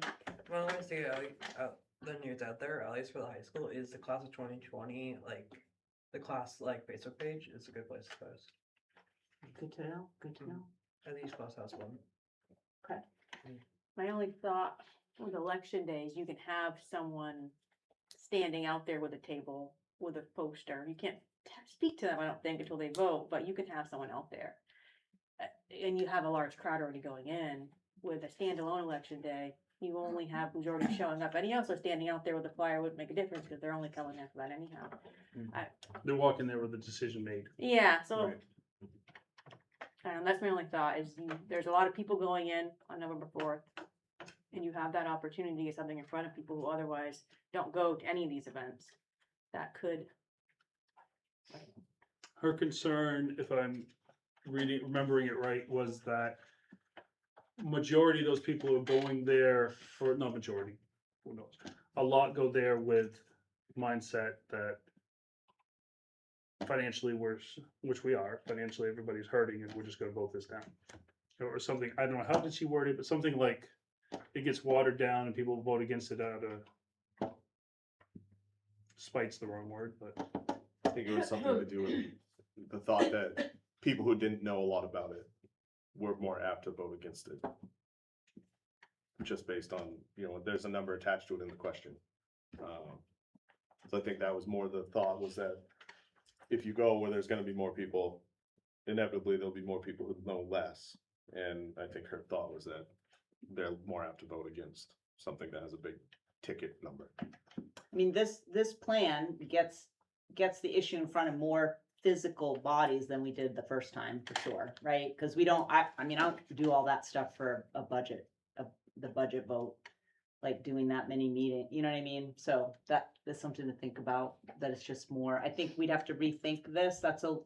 It's a pretty tight timeline. My worry would be that people would forget about it by November. So I'd have to rethink sort of like that process. Yeah, I'd have to rethink that, but. But that was something that brought up, because a lot of the athletic teams that, or a portion of the athletic teams that are being involved are in play In around the this fall, time frame. In the fall. Come November, they're give or take a month out of. Yeah. You know, so November is actually kind of like this little dry spell in between the two sports seasons. And it's, you have people finishing and starting, but that was one of the concerns. Because, this is, even though the biggest benefit for the district is honestly, which nobody is the ugliest part of the thing, is the transportation. That's what we're doing this for. We've been looking for transportation for 10 years. And we need a home for it at some point. Sports are what's going to draw the attention and the crowd. Not many people get excited about bus parking. A fuel station. Yeah, fuel station. They might get excited if we put it in the middle of the quad or something. But the field need is very real. No, I'm not saying the field need isn't Very real. real. I'm not saying it Very real. isn't real.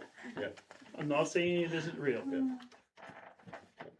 And we need it even without lacrosse. Well, we could use it even without lacrosse. I didn't want to throw it all in lacrosses. Yeah. Does anybody have, Has somebody made a motion? we have not made a motion yet. We've just been chit chatting. So I'll make a motion to schedule the referendum vote for September 29th, 2026. We have a motion. Do we have a second? We have a second from Alex. Now we can actually discuss. Do we have any further discussion? All right. Not seeing it right now. All those in favor of proceeding forward with a vote at the town offices, good, because we only need the one vote, yeah. This isn't like the budget. This is just the one vote at the town offices. All those in favor? For September 29th. For September 29th.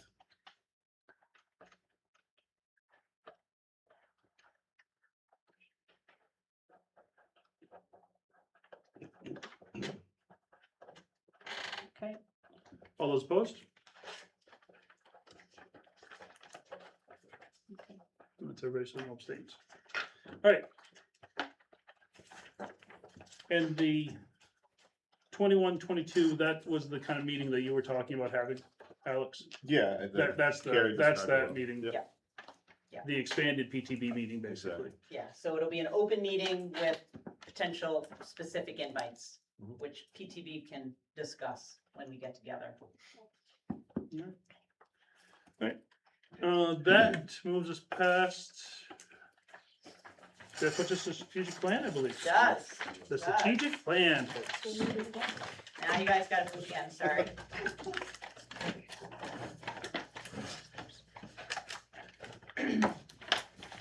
Okay, so we've got 2 new board members, so it's just a good time to sort of review.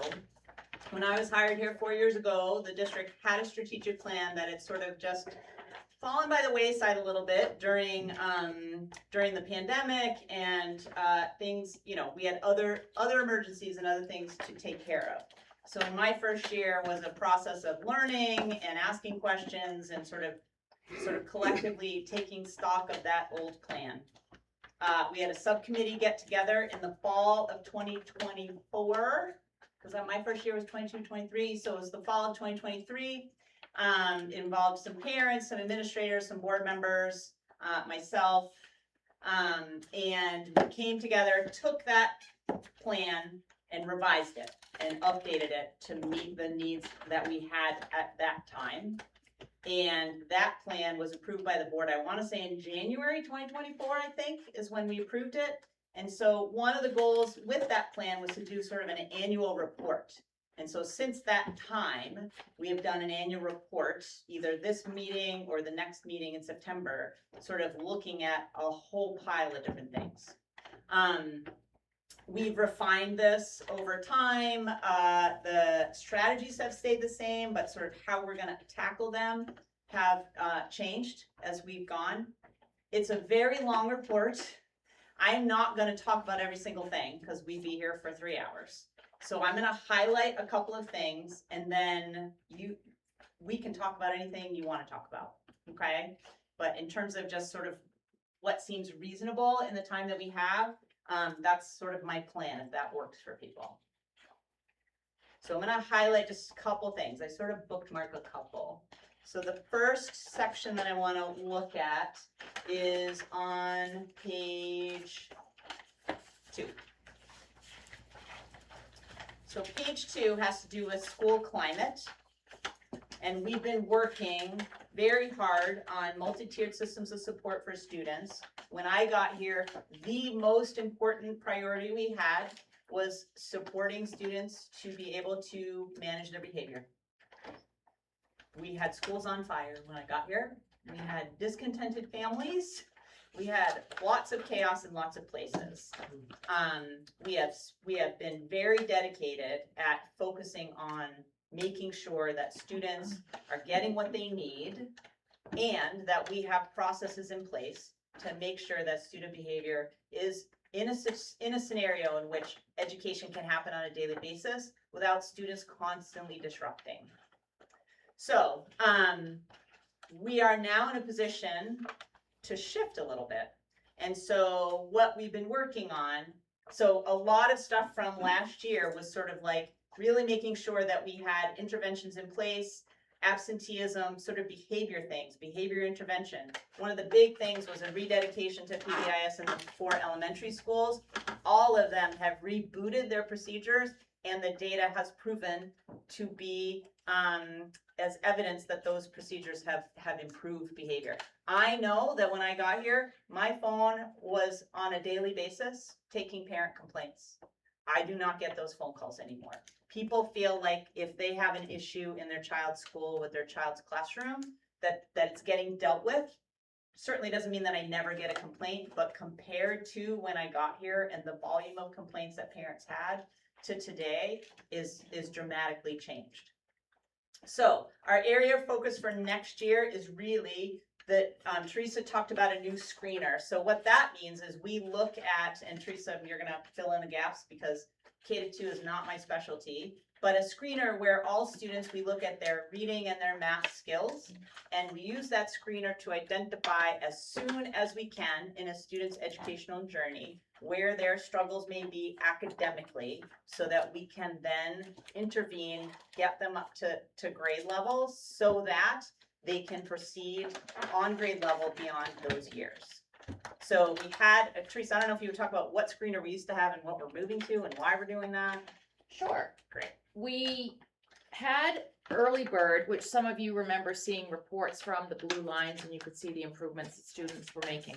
Early Bird got bought out by another company, and they changed the name to Imagine Plus Screener.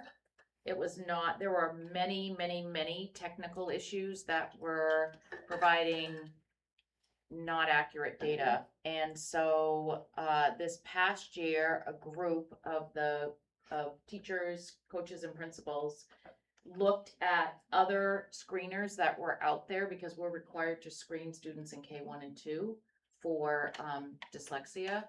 And so we found one that got high ratings. People had trainings and participated in learning more about it. It was selected because it also screens for math, which we have very few screeners for students, assessments that are consistent for math in K-2. And also because the minimal amount of time that it would take students and teachers to give the assessments, as well as you get a plan after students are assessed on how to help improve their skills. So that is called FastBridge. It comes from a company named Renaissance. So we're going to continue to build. We have been working and building interventions in ELA and math for 3 years. We've made a lot of progress in ELA. We have new reading materials. Math got started last year in grades 3 through 8. This year, K-2 is now coming on board with new math materials. So we're going into 2nd year of implementation with that. I'm going to tell you that the administrative team is going to put this goal on here, or as a something we want to put on your plate, is to re-examine how we do pre-K.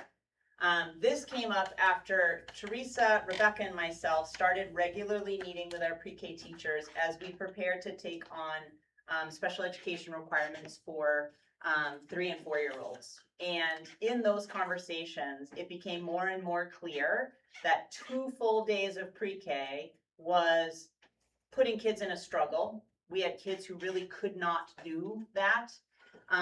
We have pre-K teachers telling us they've got students who really could benefit from 4 days a week, even if it was just a couple hours, but that consistency, because right now, if a student goes on a Monday and a Thursday and we have a snow day on a Monday, then you might not see them for 8 or 9 days.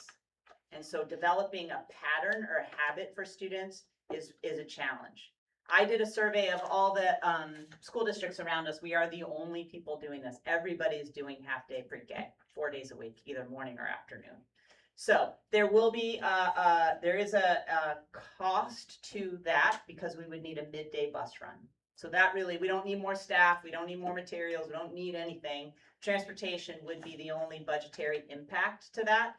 That will be a conversation we'll start this fall because I think because it's also a pretty significant change that if the board decided that this was something we wanted to pursue, families would need, and daycares would need lots of heads up, similar to the work we did educating families and daycares when we did the 1-hour early release. So that is a conversation that will come up in the coming months to start that work. The other piece within the this first goal around climate is on page 4. And this has to do with digital safety and digital citizenship. You will not be surprised to see mentions of artificial intelligence and screen time. There's more and more information is coming out and research is coming out around both of these issues. And so we are going to be looking at developing AI policy for the school board and providing guidance to teachers and families, as well as doing internal work on the amount of time students are spending on screens, not their phones, because they already can't use their phones during the school day.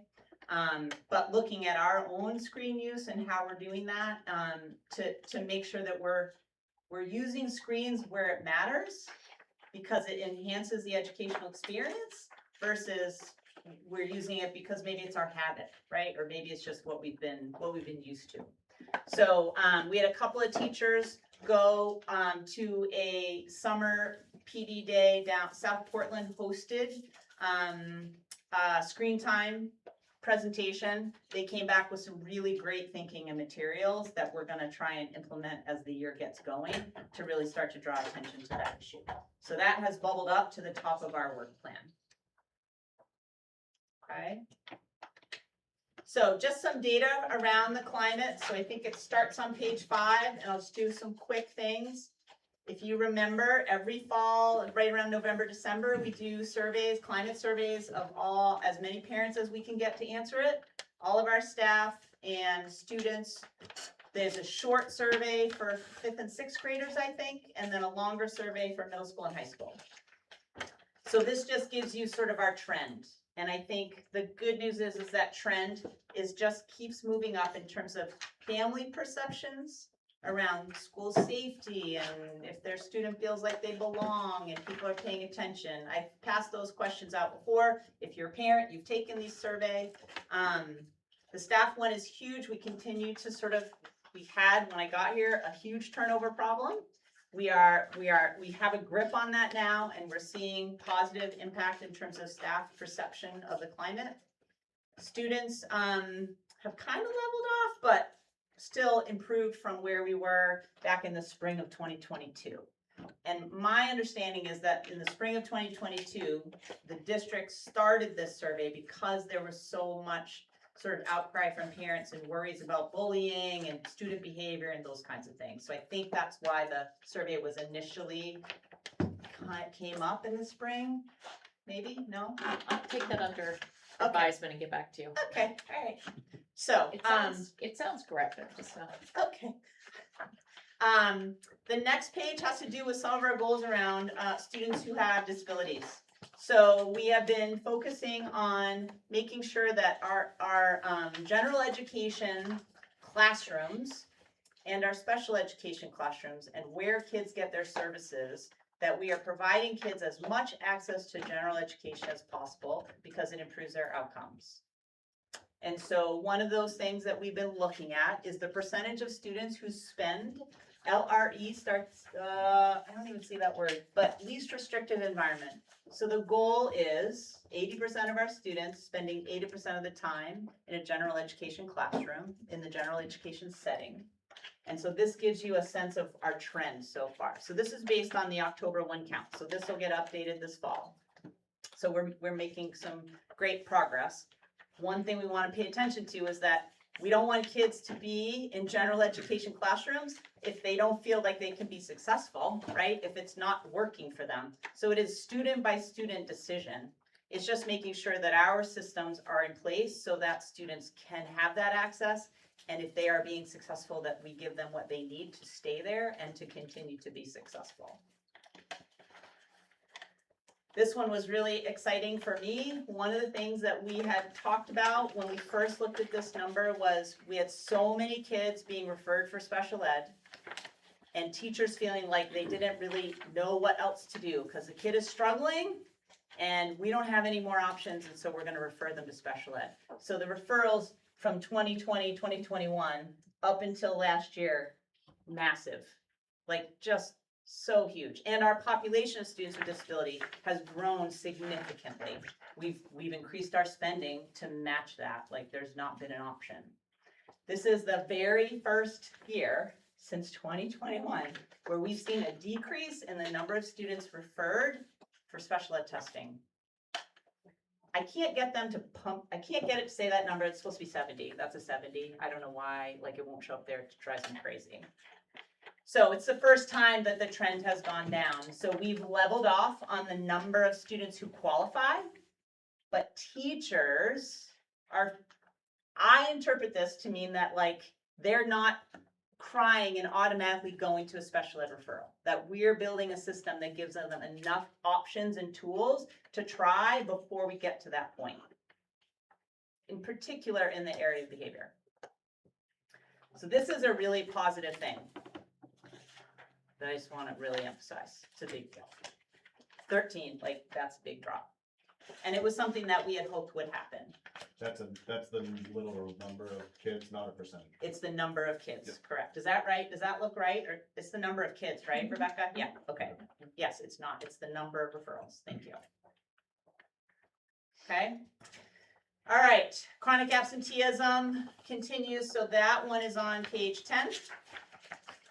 We continue to make really good progress on that. We continue to be dramatically below the state in terms of that. And we are continuing from the high in 2020-23 of 23%. We are now at 16.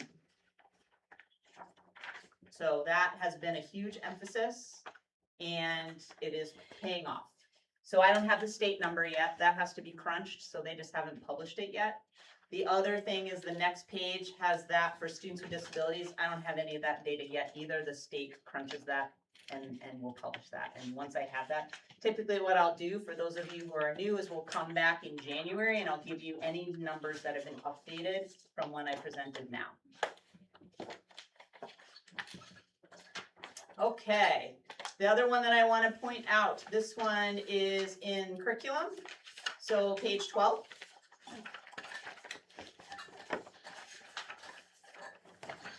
So this goes to the conversation we were having earlier around student data and having more regular.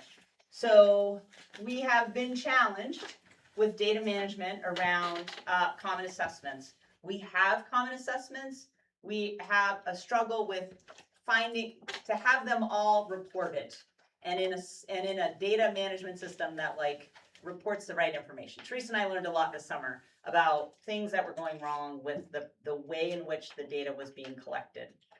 I think we have solved those problems, and so I do think we are not going to be able to, I have worked really hard to try and get district level. So like if there's a common assessment in second grade to get it across the district and provide that number. I think if we do that, we're just going to be waiting for a long time because we don't have a good way to collect that into one place.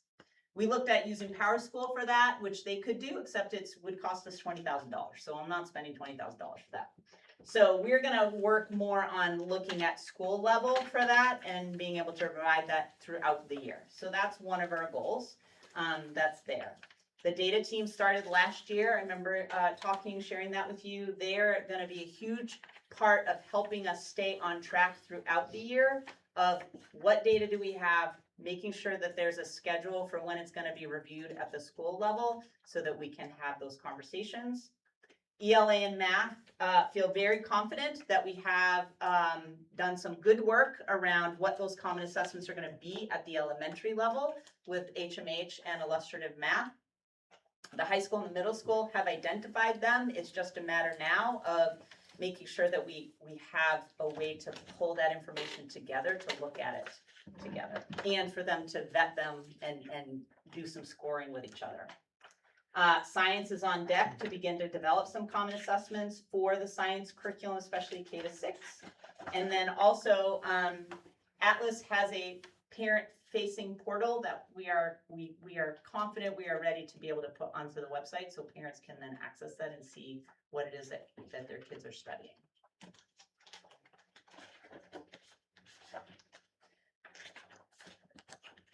So 18, I think this one is staff.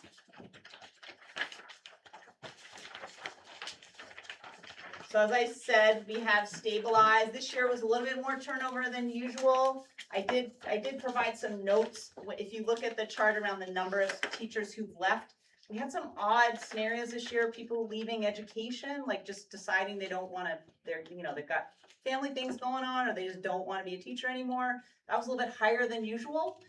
So there's a couple of funky things that made that happen, but a couple of things that we have done. So USM runs an apprenticeship program to help ed techs become special ed teachers. We have joined that. We have about 4 or 5 current ed techs who are going to become apprentices. It's a 2-year process that will help them to get their certification. It may be longer if they don't quite have their bachelor's degree yet, so in some scenarios that's the case. So we have signed on for that. We are hoping it's not a massive amount of work, but you know what? Maybe it will be a massive amount of work, and we'll see, and we'll be like, wow, we thought that was a great idea. So we did join that, and that came through a connection Shannon had with her old ETEP professor, and sort of like, oh, let's do that. So I filled out the application, and they selected us. We need to double down on training for our current ed techs, but we have a new adult ed director, and in our talk during our meetings around ed leadership, we were talking about the lack of ed techs, and he was like, I think there are programs to help train people to become ed techs. So we're hoping that that is going to be an avenue that we're going to be able to pursue to continue to try and build the capacity of us to be able to like bring people from the community, help them get their certification to be an ed tech and take jobs in our schools. Just a reminder from the budget process last year, I need to revise the instructional coach job descriptions. All of them now, with the exception of Turner Primary School, are taking on an intervention role. We eliminated some intervention ed tech positions. And so part of that is moving those people into more of the intervention and helping support that within the schools. So that is just keeping that on the list for us to remember that we need to do that, and to remind you that the budget made that happen. And then making sure that we're focused on that data use on a regular basis within the school year. Okay, so I'm going to share with you what we have for the Maine education assessment. What I give you is 2 years worth. Let me just shrink this a little bit so I can see it all at the same time. So this gives you 25 last year and this year. So 2025 reading data, 2026 reading data. We continue to have some strengths in this, 6th, 7th grade last year, similar strengths.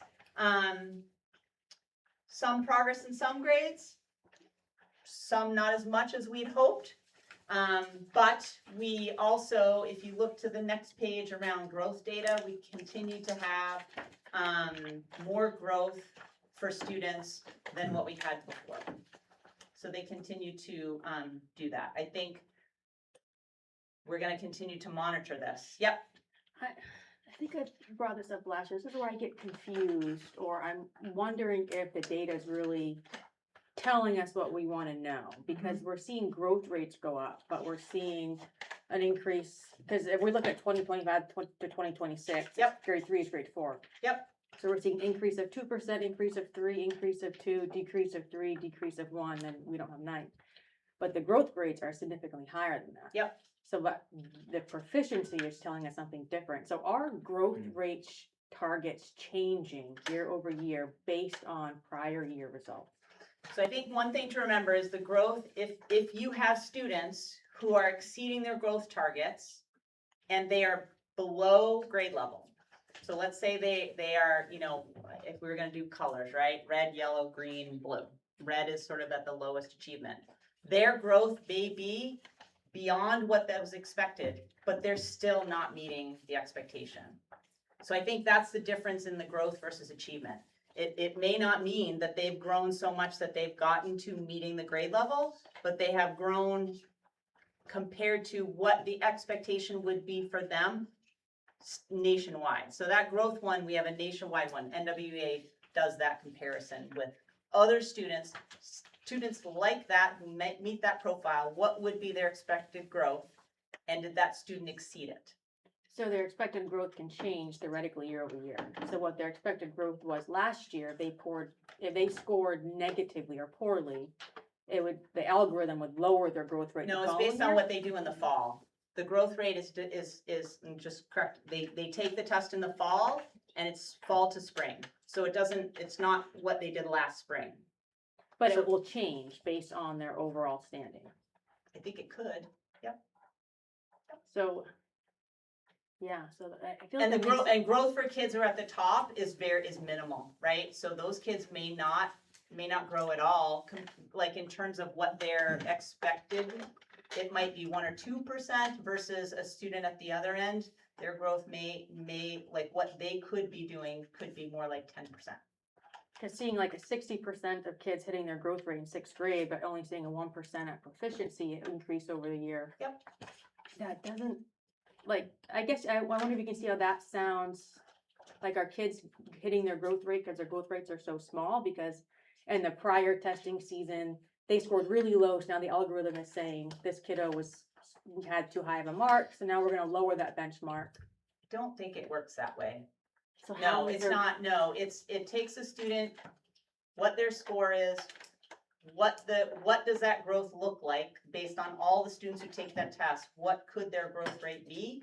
That's the target they're given. It's not adjusted based on what I'm double checking with you guys, but I don't think that's how it works.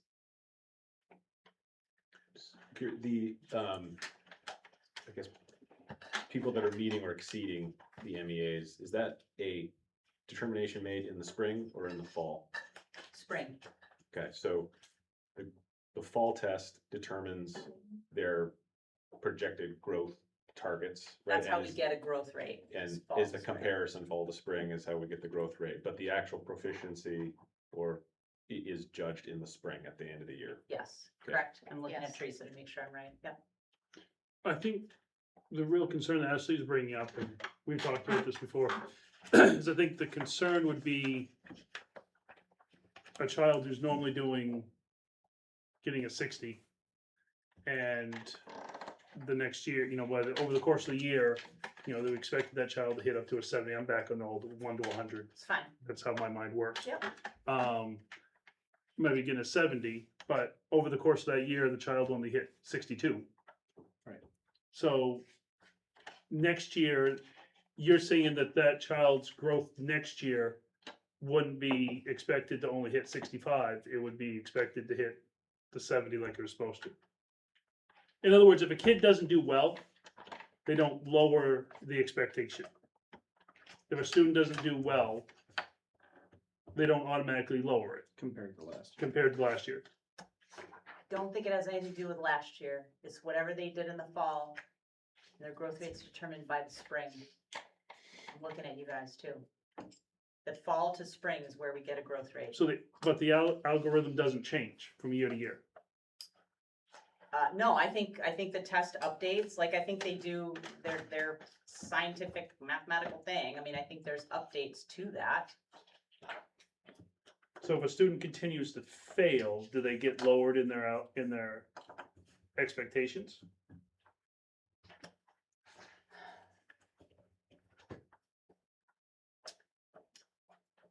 I don't think that's true because we continue to see kids exceeding their growth target, even though they're not meeting the achievement level because they started so far behind. I mean, here's the thing, like we have talked about the achievement levels not being high enough, right?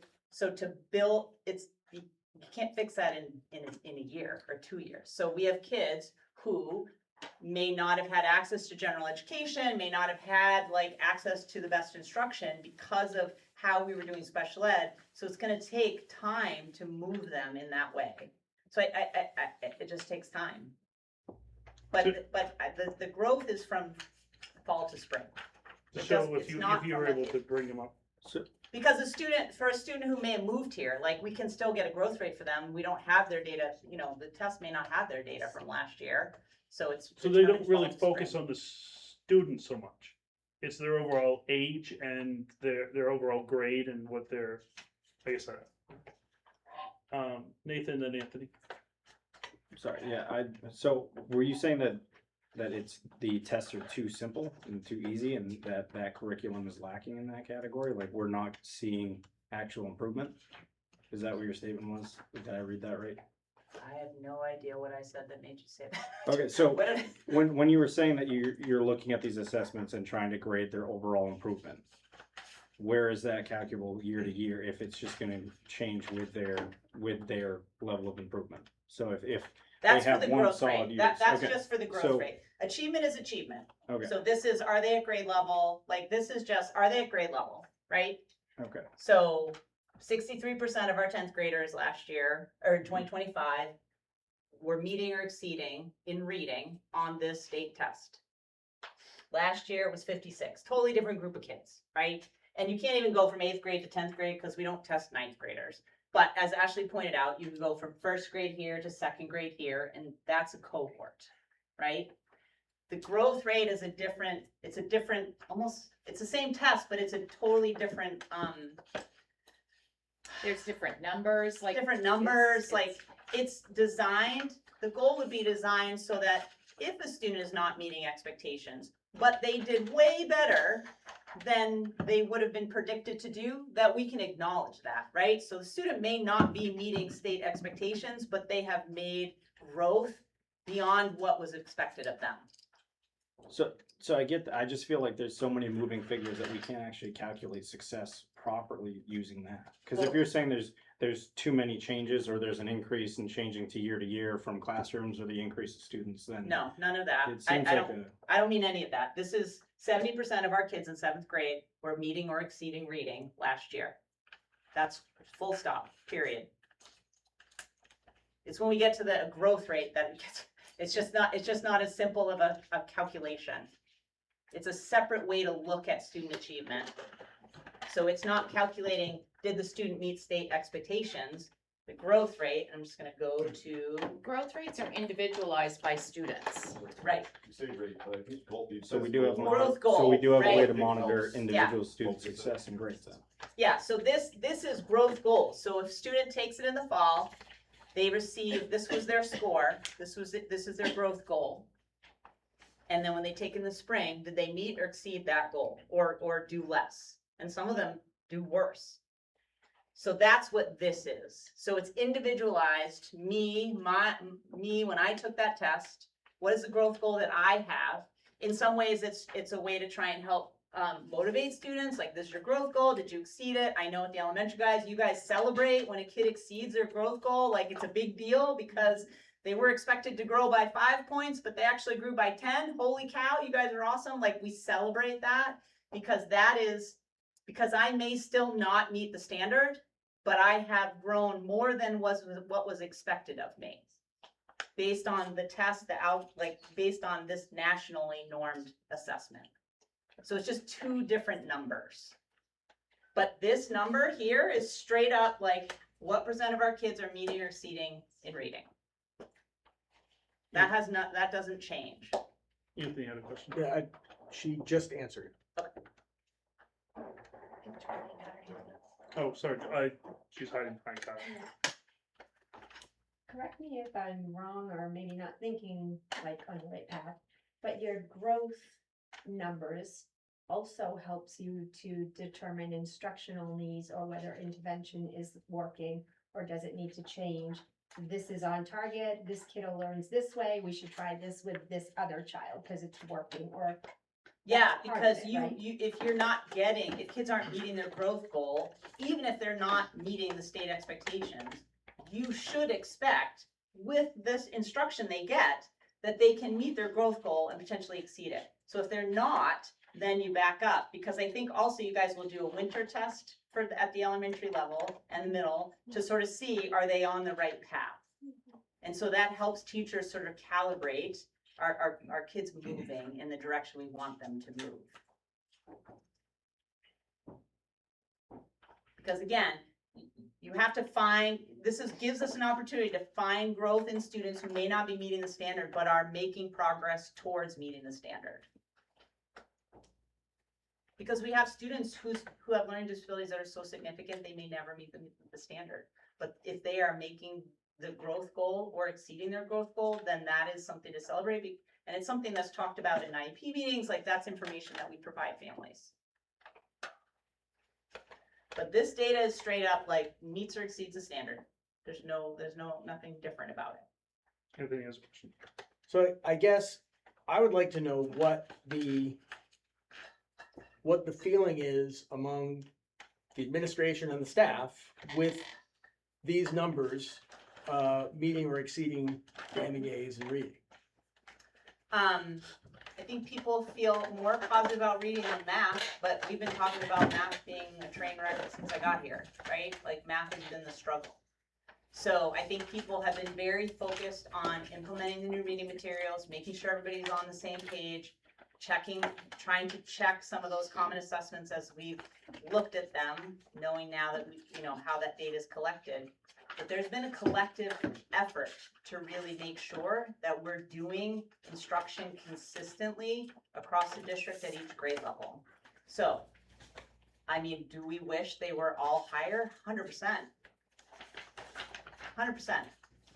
We're in year 2 we've just completed year 2 of implementation of new reading materials. It's been a huge, heavy lift, and we're just gonna keep going.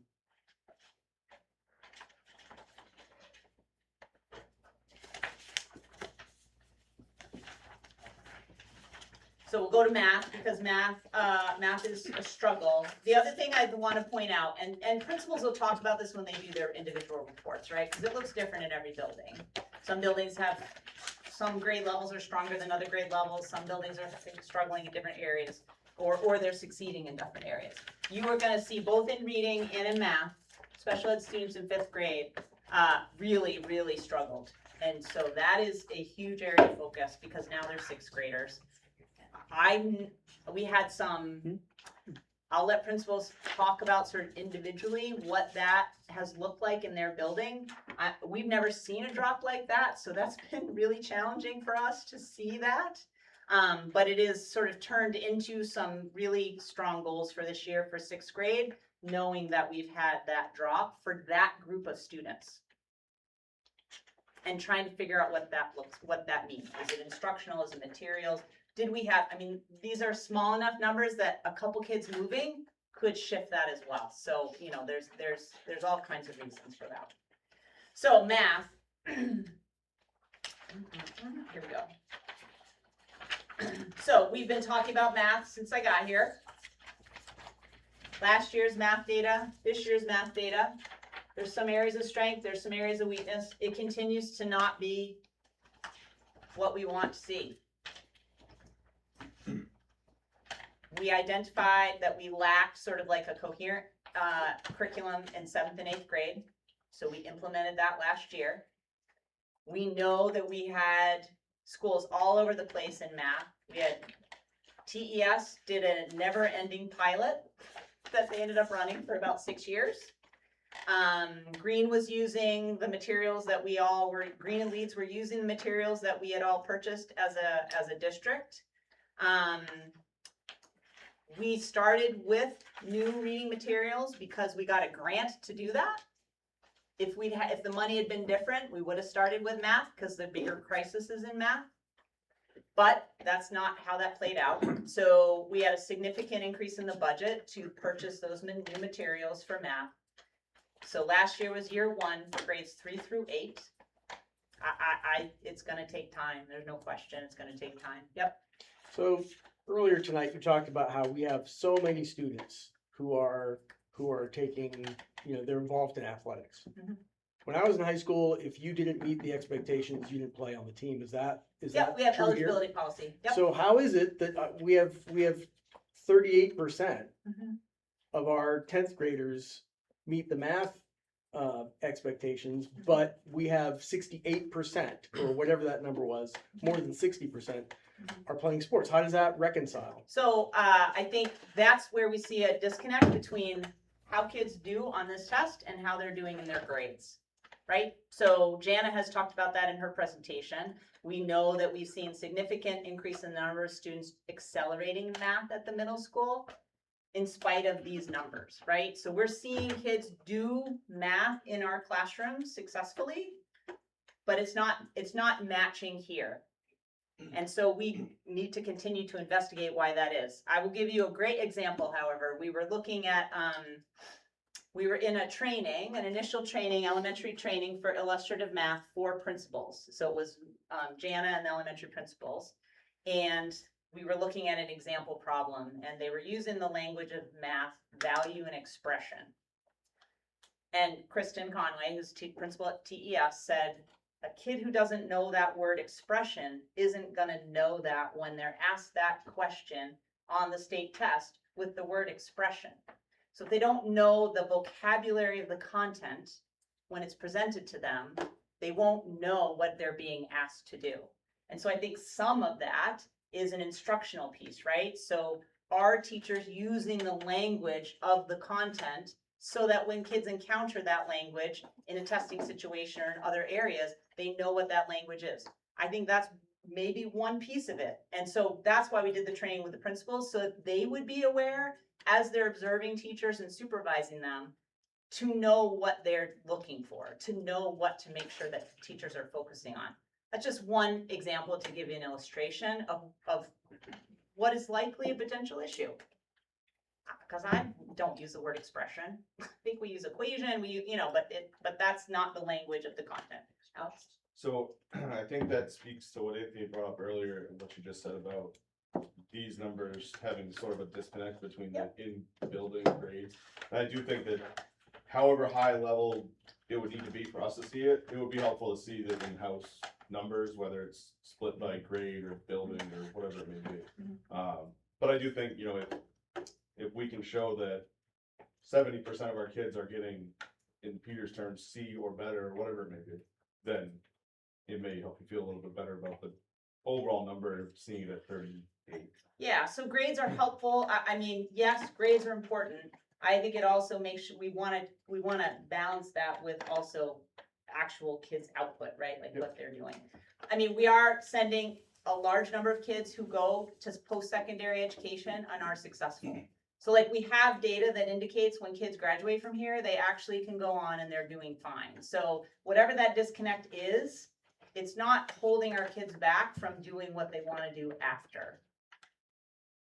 Just and that information's in there, like the post-secondary enrollment is one of the charts in there. You can look at that, okay? Especially compared to the state rate, like we're higher than what the state averages for kids going on to 2 or 4 year. So, I know I've said this before. Yeah. I never really want to be proud about being near the state rate.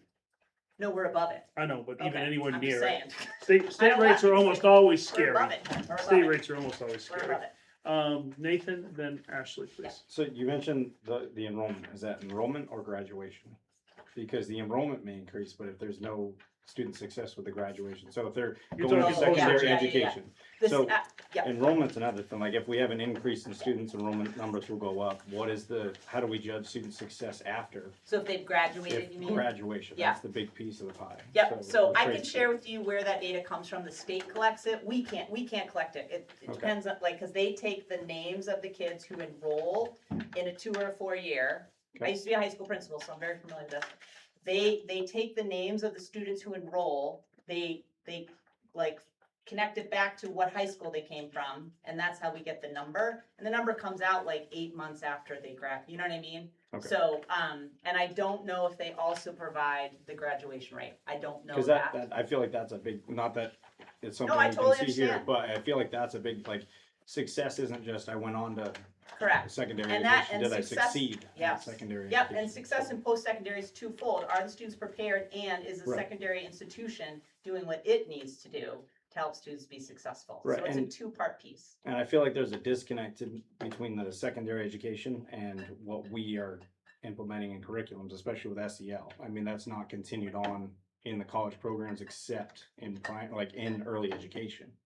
So I feel like there's a disconnect there as well, with SEL being a focus in K through 12, but it not being in secondary education except in education as a whole, like in that curriculum. Yeah, So it's something to consider when we go through like curriculums and we're talking about. Yeah, it. So I I feel mean- like those numbers may skew themselves a bit. so, you know, SEL is not like hours of time out of days. We don't take instructional time away. It happens at the elementary level during morning meeting, which happens anyway. Like, that's a tradition where kids are gathering and you're getting ready for the day. Yeah. It's not taking an hour. Like, we're not taking away from reading and math. So, okay, let me just finish up. Let's see, Got you. school. Oh, yeah, Ashley Oh, had a sorry, question. Ashley, That's all I right. apologize. No, you're fine. You mentioned that there was kind of like a downfall, middle school is like a crisis area for math. But when you look at it, middle school looks like year over year to be doing probably better. And if you look at like the trend, it kind of goes from 3rd grade to 6th, it kind of just goes both years downhill, and the middle school starts to kind of go back up. Is that most likely due to the 3 different schools? The kids are coming into middle school and they're all on different Historically, that's been a big problem. ability leagues, and 3 through 8 is coming into play now, which is good because in the curriculum when I was on it, not this past year, the year before, some of the high school teachers noted kids were showing up 9th grade and they were Middle school could always tell. they were what having school to go kid- back and 100%. change Algebra 1 course, Yeah. but yeah, it's an interesting observation, that line, it's going down and then middle school plateaus and starts to go back up. Both years. It was common knowledge that the middle school would get kids in all over the place in terms of what, not just, especially kids, I think if they've been in resource pull-out math classes and special ed, like, I think that the longer a student doesn't have access to general education and math, the harder it is to recover from that. Math more than any other content area, because it's so like, it builds on itself. If you miss like a year's worth of math, you can't just make that up. Versus reading and writing, you can find ways to do that. So that's been the biggest challenge. But part of the reason for tackling the math and spending the money we spent was so that we could say when the kids get to 7th grade.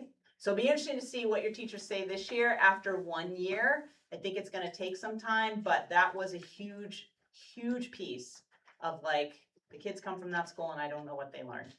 And Well, that'll this- be part of like the common assessments, those are gonna be Yes, internal, so. Correct, The yes. district should be able to drill into, okay, 3rd grade did really well except for this school, and then you can drill it down theoretically by classroom.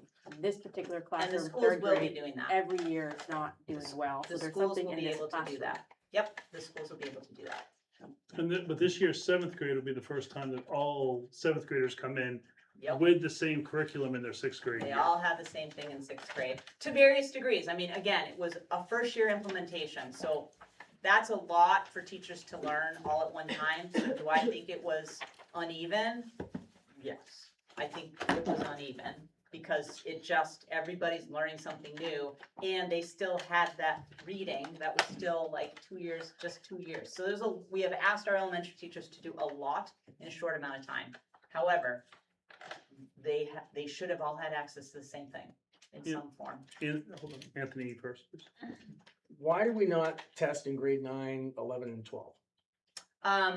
The state does not, it's a federal requirement, so this, the federal requirement, it used to be junior year, so it moved to 10th grade. I think we have to, by federal law, have to do either 9th, 10th, or 11th grade. We used to do the NWEA, which is a version of the MEA in 9th grade. We made the decision that it, one, cost us a bunch of money, and two, that the results, what we were doing with the results wasn't worth the money we were spending. You just answered a follow-up question I had, so thank you. You're welcome. Ashley? My final question, so we are able to see growth rates overall. Is there data that shows growth rates in just, because we can see the proficiency in special ed subgroups, which both for reading and math year over year, other than 1 year, go down quite a bit, especially in math. Every year the cohorts are getting, their proficiency rates going down. Are Yes. we able to drill in on just the special ed groups growth rates to see if they're actually achieving growth rates? I think we do have that information, yes. Teresa, can you write a note? Yes. Okay, thank you. I actually feel like that was in here and I thought it was duplicate information, so I may have got rid of it, so I may need to put it back. Cause I feel like Lucy got that. Yeah, I think I looked at it and thought to myself, why is there duplicate information? But now that you say that, I'm like, oh, I wonder if that was a special ed specific. Yeah. So we'll, what I'll do is go back and get that information and pop it back in here and resend it to you guys.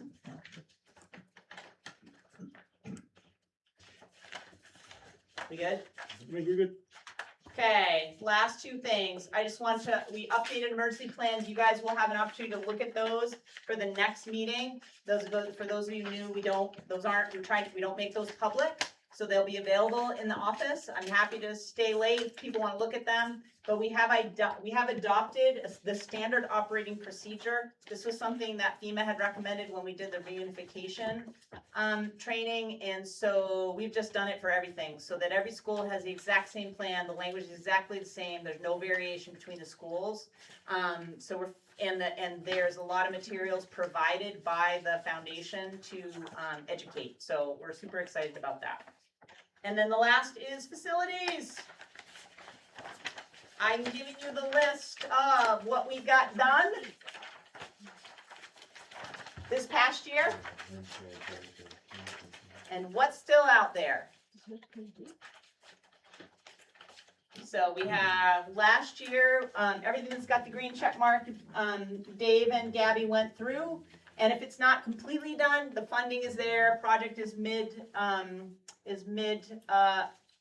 so there's still a piece of the TPS water to be completed, but it's functioning and we're out of a crisis. So that, and then the next one is sort of the work plan updated for 26, 27. The list of things we need to figure out how we're gonna pay for got longer. There's really not much money there. It shouldn't be an issue. Nothing. Wood chip boilers are Nothing. free. And I will say, we had hoped to apply for revolving renovation funds for ventilation at the middle school and the roof at the high school. There are no renovation funds this year. These are state provided funds where it's a share, so it's split based on our ED 279, so we would get about 70% of that paid for by the state, and grant, we would have to pay for the rest of it. There are no funds this year, so there will be no application. Last year, we missed funding the ventilation at the middle school by 3 points. We were the next one where they drew the line and cut off funding. We were the next project. So that is not something that we're gonna be able to pursue this year and figure out, so we're gonna have to figure some other stuff out. Is that normal? Skips every couple of years or something? It just depends on if the legislature puts money in it.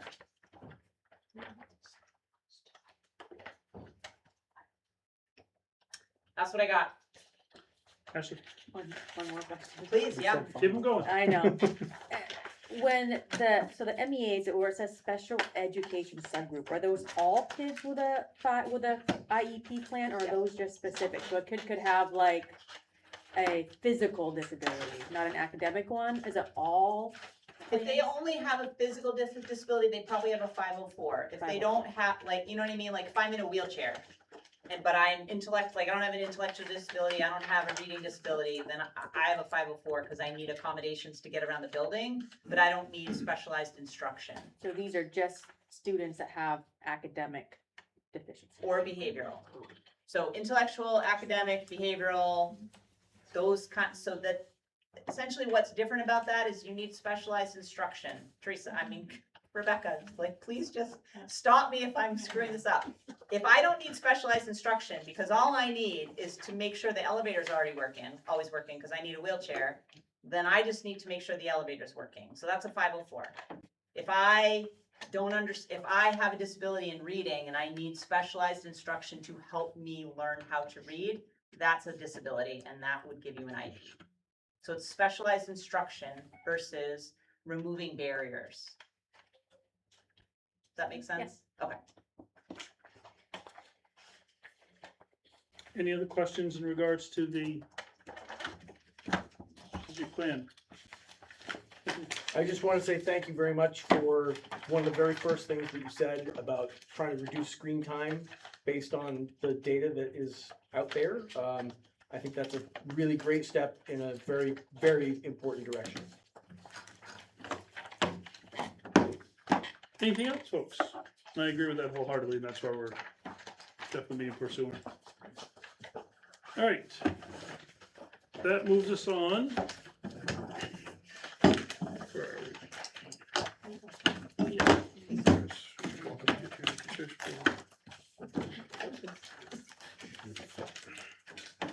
Oh, okay, this one jumped, I thought this was the very last thing. All right.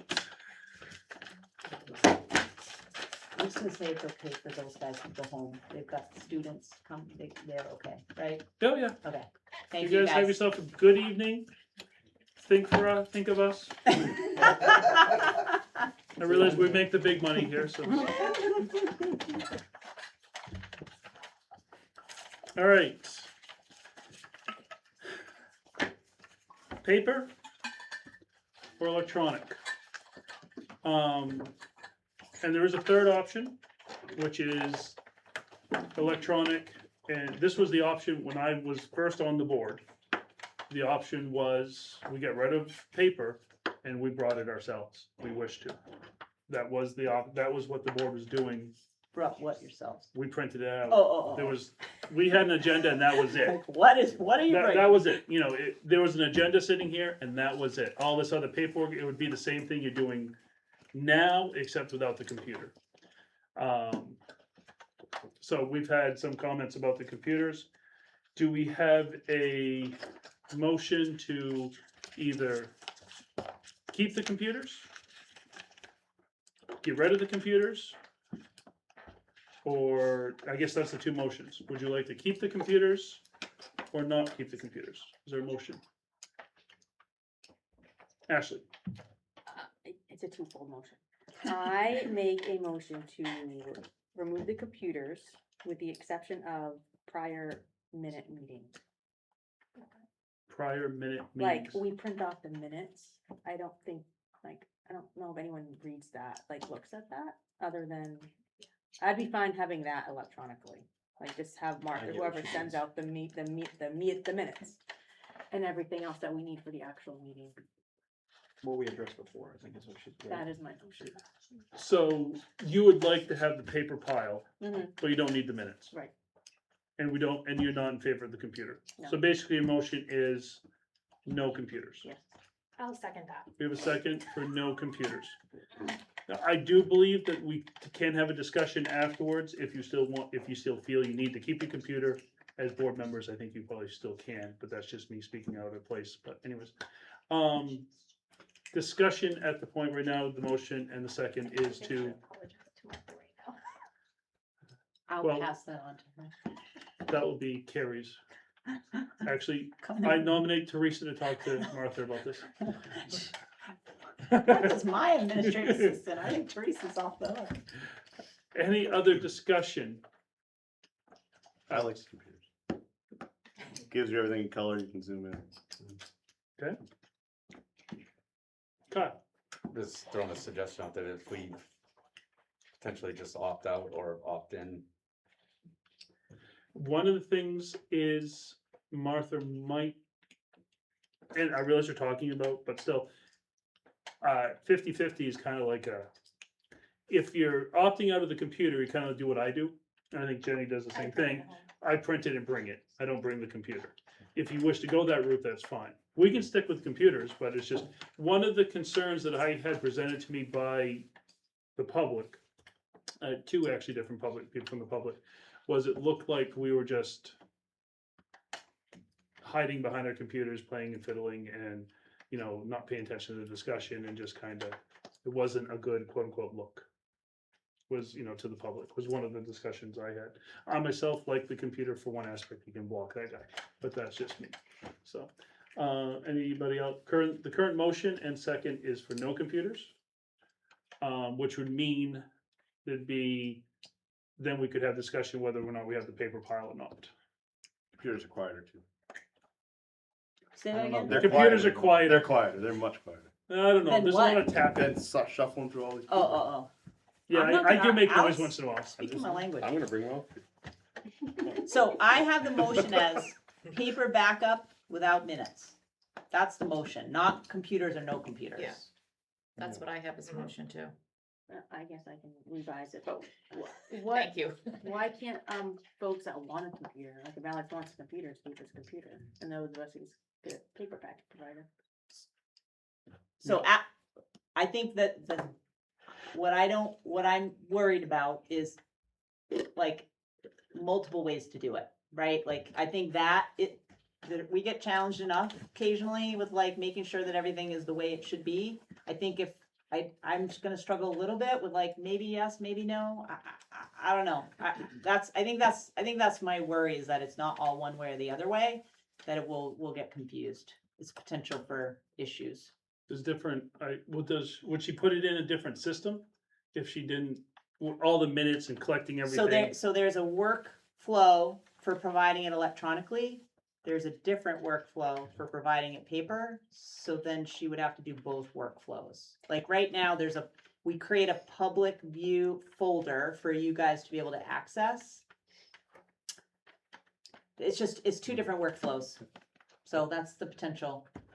I kind of feel like Alex, like I'd like to still bring my own laptop, but I was thinking of what you just said, is that sometimes things get updated, and it's Yeah. unlikely we would have like both systems fully updated. Right. So it's not uncommon, not to throw you under the bus, Oh, Peter. then I'm Where I'm behind like, it. yeah, that's not the right, that agenda got updated yesterday, Peter, and you printed that No, one day that too agenda early. got So- updated this morning, That sometimes happens, where I'm like, you don't have the right materials. but then you slide it over. Yeah, well, that's not technically my job, but I'm happy to do it.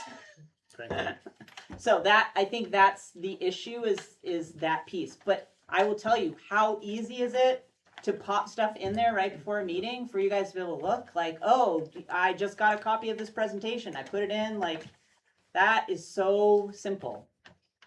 Anthony? I am sensitive to that aspect of it. I think that if we were to continue using the computers, I think that there are some ways to make it even easier.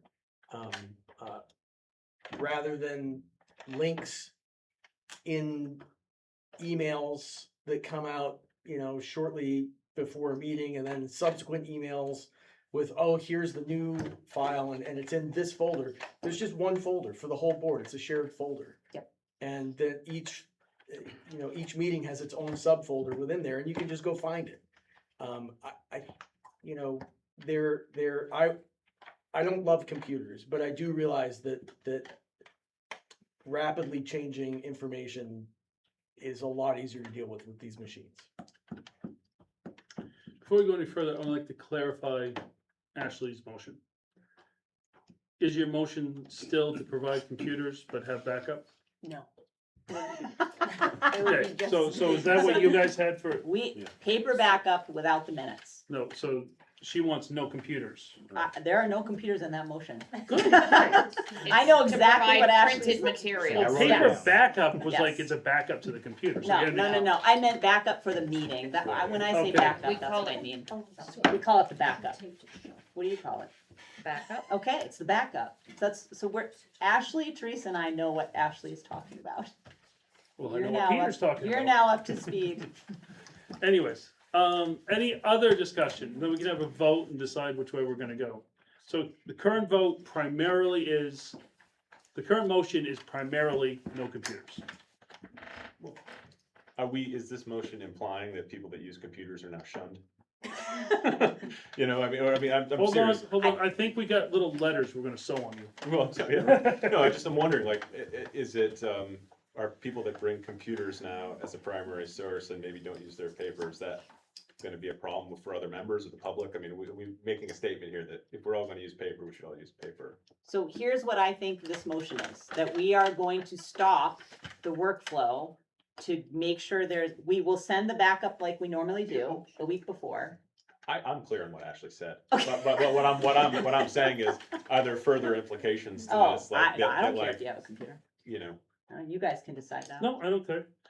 Just we have had a couple issues where we've done some once or twice this year, we've done some scavenging for power and trying to figure out cords and so forth. Yeah. We're just gonna make sure Yeah, we, we have to charge their laptops. yeah, We stuff tell like that. teenagers that all the time. William far knows does all that about go? that. William is I just expected know to that show up to school with They his don't computer. have IT issues. Or if it's not charged, have your own cord. I have to say, we've had very few IT issues with the thing.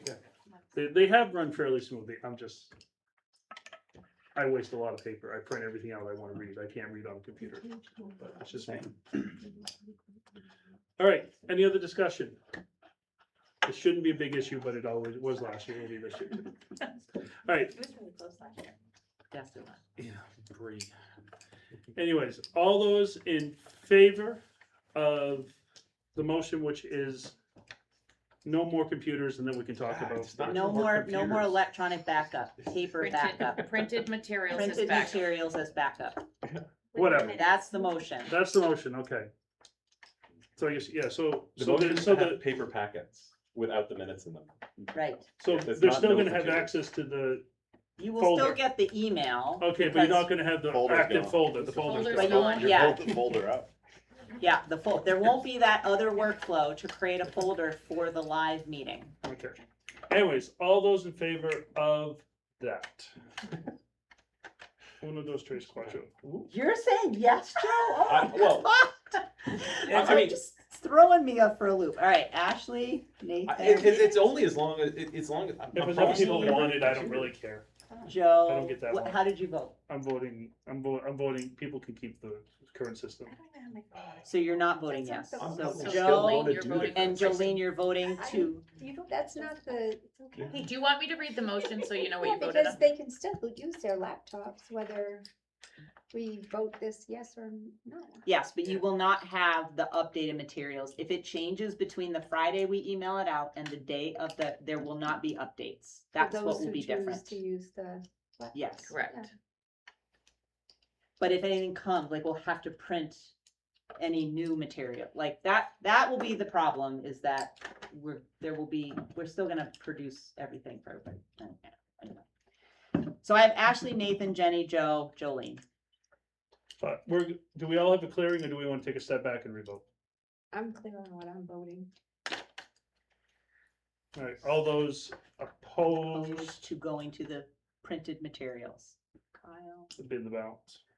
I'm really thrown off by your vote, people, it's really confusing. This is like exactly the same numbers except the other way from when we did this before. All right, So the fact of the matter is, you can still keep your computers, correct? you guys are the computer police, I'm not the computer police. Can we take a straw poll about who would likely still bring a computer? Uno, dos. Just two? I don't know, maybe at the. William's gonna bring. William was computer. making. I'm gonna bring mine. Yeah. Mine, I'd probably still bring my laptop, but I understand why people want paper. I'm really swinging in the wind here. You're It's making like, it I hard. feel like I could have just Making said. it hard, I'm not sure. Happy with your amount? It's just, I feel like we're appeasing the people who wanted paper, but I'm still bringing my laptop and I'm gonna be fine. I don't know. And But you it's voted really for been a mountain paper. out of home. And yet you voted for No, paper. no, no, no. I'm letting people want paper apparently. There you go. Well, I don't Okay. need to have the print, okay, so right now, this means you're gonna get the packet we saw tonight, minus the minutes. Here on out. So the next question, do we turn our school laptops in? So I would say, if you need a laptop to do your school board business, I think you're okay to keep one. If you do not, then you should turn it back in. For So, those of you who do not currently have one, and if you want one, just ask and we'll get you right, one. cause like email, like, you know, if you need one to do your business, then yes, And if you're on the negotiations team, you need one. yeah, yeah. And So does Alex, that you're have gonna to be keep the yours? school one? Kyle Well, pondered. the negotiations one should, it needs. What? Who else? I pondered. Are you keeping your computer, Kyle? I already gave mine up. You gave it up, okay. Anthony, do you still have a computer? It's here, but I'll give it back. Okay. What's up to you? If you. No, doesn't really It's up matter. to you. I'm either gonna do it or not. I can't. live Ashley, in do you two still have a worlds. computer? Yes, I'll give it back. Okay, so you're not keeping it. Nathan, you never got one. I'll Do you keep want mine, it's one? okay. Jenny, I never kept you mine. never got one, and you I turned mine in. abandoned the old one. Do you still have No, I one? gave one. So I- Alex I'm is not even keeping gonna his try. computer. But hold Go on, for it. on a serious I'll note, need one. You She want one, needs Joel? one for Okay. She's and on a good. serious note, does the negotiation team have to use a school computer? It's access to Google. It's all it's the. Well, I wasn't Google sure if that Drive. was gonna be, if it had to be. Yeah, I could access it. Okay, Yeah, so you can yeah. access everything you need for Yeah. negotiations. Yeah, Oh, yeah, okay. that's fine. Cause you still So, have to log Jolene. into Google to be able to access it. All right. If you have a computer, give it back. Jolene, at the next meeting, I'll have one for you. No, not as long as I don't need it. Peter just said that he thought I needed it because of being on negotiations, but you just said If that I you could have a access it laptop, you'll and be I able have a to. laptop. I wanna make sure Great. those files weren't in an area you could only get on a school computer for some Okay. reason. It's in the Google account It's for in your. the Google, it's in Yeah, the it's in G the Suite. Google. It's in the It's in Google. G Suite. Okay, so everybody's, Googly. so Anthony's gonna turn it in, Ashley's gonna turn it in, those are the only ones that I mowed, Alex is keeping it, everybody's good. Kyle sold this. Kyle already turned it in. According to Alex, he sold it. You told me. Yeah. Well, Alright, he good money. Okay. Did you get better than $5? That's what we got for it when we sold them. No, I got about 40. I'm well aware, TikTok, I know I'm well aware.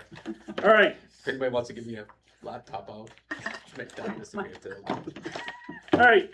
Over the course of the summer and over the course of the year, we have a constant kind of, with board members will have issues that want to come before the board, and we're constantly arguing about how late in the night we want to go. And one of the things I felt is that it really shouldn't just fall to me or Carrie and I if there's an issue if somebody wants to bring something and have it researched by the administration or by the staff, to bring a presentation forward and so forth.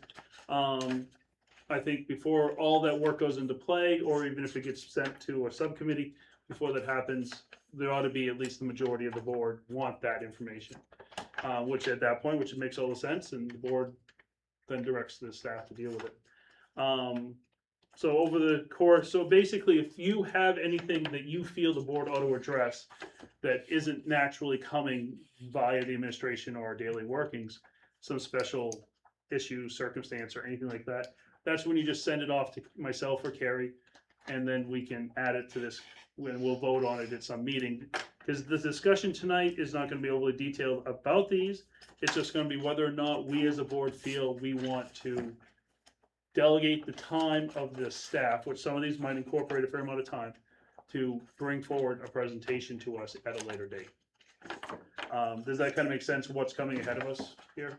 That's, and if anybody has a better idea of how to bring it forward, because I don't think that any thought that passes through a board member's head necessarily needs to be brought before the whole board, unless the majority wants to hear about it.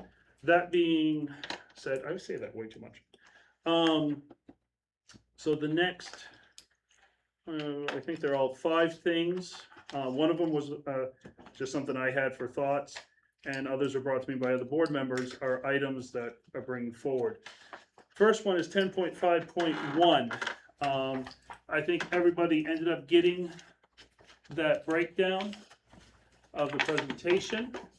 So at this point, before we go further into it, Is there a motion to discuss moving forward with a financial presentation by Dirigo Strategic Advisors? Is there a motion? We have a motion from Kyle, we have a second from Anthony. Does anybody want to have a quick thing of why we should have this? And anybody have any issue why we should, before we vote on moving forward with it? We all saw the presentation, any thoughts? Joe? How much does this cost? That was one of my thoughts. Do we have any idea? I think it came from Anthony. So my understanding is that we would have free use of this tool through our next budget process. It's in a pilot program. They've built this tool. They're trying to have it tested so that there are real world applications with it, and they're extending that test period for another year should we want to be part of it. So there's no risk as far as I understand, and as far as I can see, there's only benefits. It appears to be able to visualize data in, for me, an extremely useful way. And then the sort of executive summary, I thought, I went into reading it with thinking that I was going to find one thing reported, and it basically said, actually, the facts say this, here are the numbers. And so I just thought, wow, this is quite useful. I like being challenged by reports. It tells me that there's somebody is not just telling me what they think that I want to hear. And it's all just data based, and then being able to look at similar schools in similar communities, that's super helpful too. Joe's question was my primary one.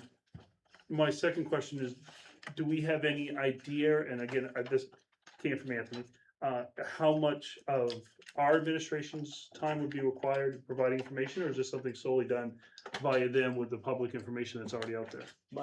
My understanding is that it is all gleaned from publicly available information. Because one of my concerns is, can't believe I'm saying this either, but Gabby has quite a bit on her plate already, and I don't really want to throw a question or two questions a week on something she's gonna have to research for 40, 50 minutes a week, I have just some concern about that. Kyle? Yeah, that was my concern too, is just I don't know if Gabby had a chance to just kind of briefly look at it and. So I have not had a chance to look at it with her just because she's been doing food service. I had a chance to review it. Actually found a lot of data errors. So I was very confused about where the information came from. So I was gonna ask to pause and have Gabby and I look at it, because I didn't even look at the financial stuff, but just the economically disadvantaged number was wrong. The student population numbers were wrong. Things that I know are publicly available were not the right numbers. I went back to the state dashboard to see well, maybe, I don't know, maybe the number is there. But there was a lot, I just went through and did a quick review and just found a lot of numbers that I did not know where they had come from. So I think that for me makes me want to just pause a little bit, walk through it with Gabby, sort of see. I didn't do the financial numbers. I just did the student population, things like that. So I just I wasn't clear, and maybe talk to these people. I don't know who they are. I don't know anything about them. So.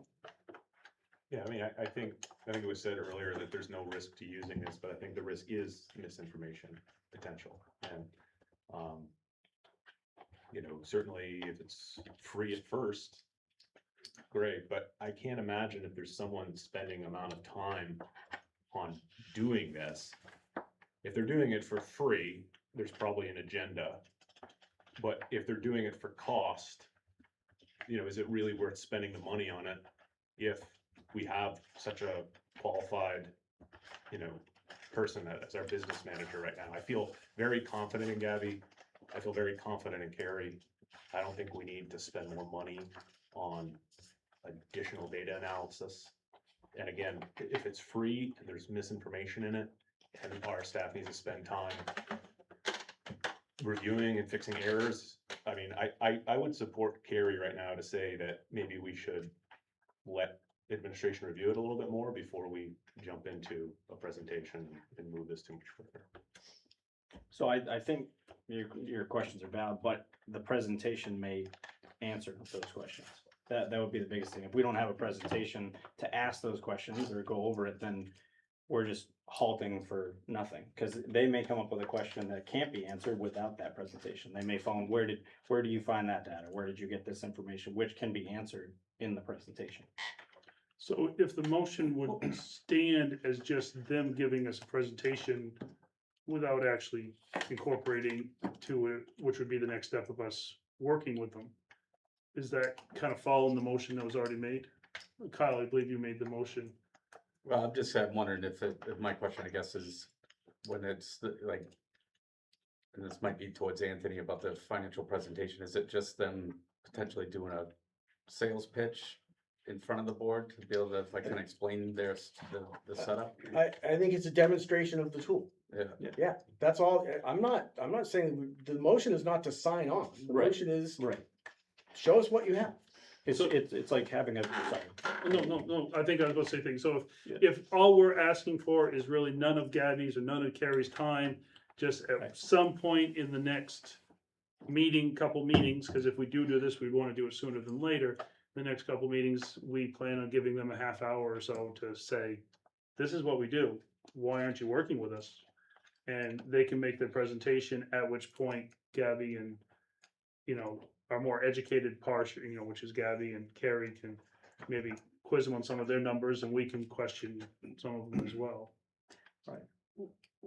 I don't know who these people are, so wouldn't it be a better use of time for me to ask them, like, where did those numbers come from? Cause they're not right. Like, I guess if I already know there's an error here, and I don't even know the numbers, but like, I don't even know the financial part. Gabby hasn't looked at it. Yep. But I know, I've marked it up, like, these numbers are not right. So I'd love to ask, like, where did the number come from, so I understand, because if I already know there's mistakes and they come and present this very same thing, and then we spend our time, me saying like, well, these are mistakes, that doesn't seem to be a good use of anybody's time. Versus like, maybe I can figure out what went wrong and. But then you we'd know. still move forward with the meeting with them I, afterwards. well, that's your guys' decision. I just feel like moving forward with it now without having a better understanding of why there's errors already. Like, I just wanna make sure I understand it. Joe? Yeah, just to clarify, like, I agree with Carrie here that I think that if we let the administration review what this is and investigate it further, and I think if administration feels like, wow, this could be a real valuable tool for us. Yeah. That supports our budget review and the administrative team conveying information and making this easier to understand, then I would be more interested in hearing more about it. But if it is something that has information that is not correct, and I'm just very hesitant to want to even keep giving it more time.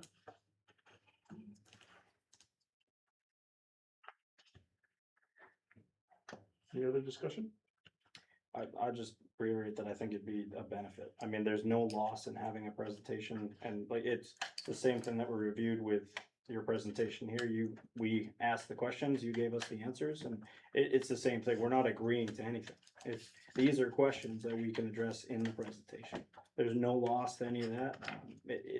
It's kind of a win-win. If we don't like it, we don't go with it. But I feel that Anthony presented something that could be a beneficial tool, and I'd just like to hear what they have to say. That's the biggest piece, with no loss to any of us if we say no after hearing what they say. Anything else? Seeing any, all those in favor of having a presentation, they're given me by Dirigo Strategic Advisors. Can I? Yes, please, I'm sorry. Can I ask something first? Sorry. Yeah. Would it make sense? Because I think having a presentation makes sense, because you can decide, not interested anyways.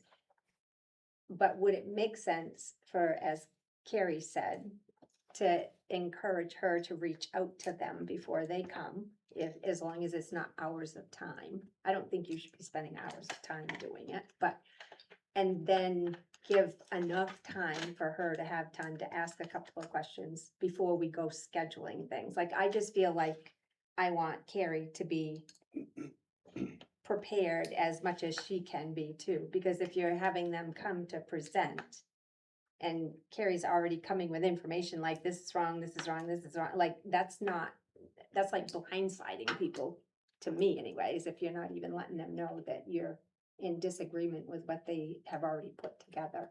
So I guess the time frame for me is like, is there, you know, like, are we really under a crunch for the time frame, which I don't think we should be? And then maybe the presentation can happen, but I respect No, Carrie's you know, thoughts. it wouldn't, you know, it would be, of course, the motion can dictate the time frame if it wishes to, but right now it doesn't. Okay. It would be the most common sense, would, my guess would be the next 2 or 3 meetings, depending upon, it'd be some whoa. Maybe not, That's like 6 weeks. Like, I cannot ask Gabby to do that. I but cannot. anyways, so, Yeah. so it'd be some, but at some point, we would have it, you know, we'd have some discussion on it. Okay. But, you know, definitely there, I'm pretty sure I'm feeling how the vote's gonna go, that we're going to have a presentation, and I understand where you're coming from. The more information they have, knowing coming in, the better the presentation we're gonna get, to decide if we wanna get anything from them. Right. I do have a slight feeling, Okay. I think we have a gem that I don't wanna lose in Gabby. All our decisions shouldn't be made about just keeping one person, but I think we have to keep that in mind. And I definitely do not want this to be, you know, I'd rather have them come in and give us a presentation without Gabby and Carrie doing anything ahead of time with them, and us just have them come say, these are the numbers, and at that point, we can say, hey, these don't make sense to us. Than having Gabby or Carrie spend a lot of time between now and then worrying about it. You know, I just that wanted that to would make be sure- my, I just you wanna know, make sure that especially at the was opening of clear. the year. But one of my concerns, I see, I got you. One of my concerns would be also postponing this, because part of the reason having this might be to have a little bit more information going into our budget season, which starts in basically February, March. Ashley? I hate when that happens.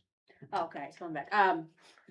If That's they're, young, lucky. if they're just using publicly available data anyhow, then there's not really a time crunch, right? Because theoretically, they could just be Right. doing it on their own time, anytime, if they want to. They don't really need us to vote to use them, because they've already done it. No, our vote would be to permit them to come speak to us. She's just Right, but I addressing- don't think there's a time crunch to have Right. them come speak, because they can come in December, right? I mean, technically. As long as you guys don't have time crunch, I don't have time crunch. My only time crunch is if you wanted this information, initial discussion that came out of whoever brought it, I think Anthony, but I think maybe you too, I'm not sure. But was that talking about budget season? That was my only thing, that if you were focusing to have this information to help go into budget season, then that does put us into a little bit of a time crunch. Yeah. If it's just an overall to get a picture of our school district and how are we doing, then you're absolutely right. You know, we could meet with them whatever, but, you know, anytime. But I also know that come first of the year, our meeting dates get much fuller because of budget season. I think if the goal is to not have Carrie and Gabby spend any time on this, then we would not use them during budget season. And we would just take their numbers at face value and mark up what's wrong. Cause, right, I mean, we wouldn't ask them to do any work. Yeah. So it really wouldn't, I guess it doesn't really matter if their numbers are wrong, cause we're not gonna ask Carrie and Gabby to take current budget numbers and help them recreate this using current budget numbers. We really wouldn't be using them. Because we'd have to wait till the budget's done for them to take this year's budget and then redo it. My assumption is it's analysis of the previous budget. Yeah, so, But that, I hear what people are saying. I do not think I would be worried about a public presentation that is recorded, that people can access, that has incorrect information. Like, I would not feel comfortable without knowing why the information is wrong, what did they access that gave them this incorrect information? Like, the free and reduced lunch rate is off by 15%. That is a significant number. So like, I'm curious to know what happened that gave them that, right? So I just wanna make sure that we don't end up with a presentation that people hear think that it's accurate when it's not, right? So correcting it after the fact the information's still gonna be out there, right? It's still gonna get published. So I really am uncomfortable if I already know that there's mistakes, or I already know that the numbers aren't right, however they got that way, I just feel like before they publicly speak and then it becomes public information, that we should not allow incorrect data. Like, I feel like I should talk to them and understand what happened. Because this did not take me very long. Like, I circled probably 15 errors in an hour. So I didn't have to do a ton of work, and it's all stuff that I had in my head. So if I could do that, like, and I don't know what Gabby will have to do, but I have worked so hard. We've all worked so hard in the last 4 years to make sure that the information we put out is accurate and that people trust the information that we give them. That was a huge issue 4 years. It is better than it was. That's my worry, is that it becomes public information that people then think is accurate, and then how do we fix that? So I'm not saying don't have them present. We can have them present. I just don't want to do it without me understanding from whoever these people are, like what information they used and why there's as many errors as there are. That for me, that's the issue. How long, because to me, there's two options, because clearly I think there was a feeling that it wouldn't look good for us to not take the opportunity to have a different review of our finances.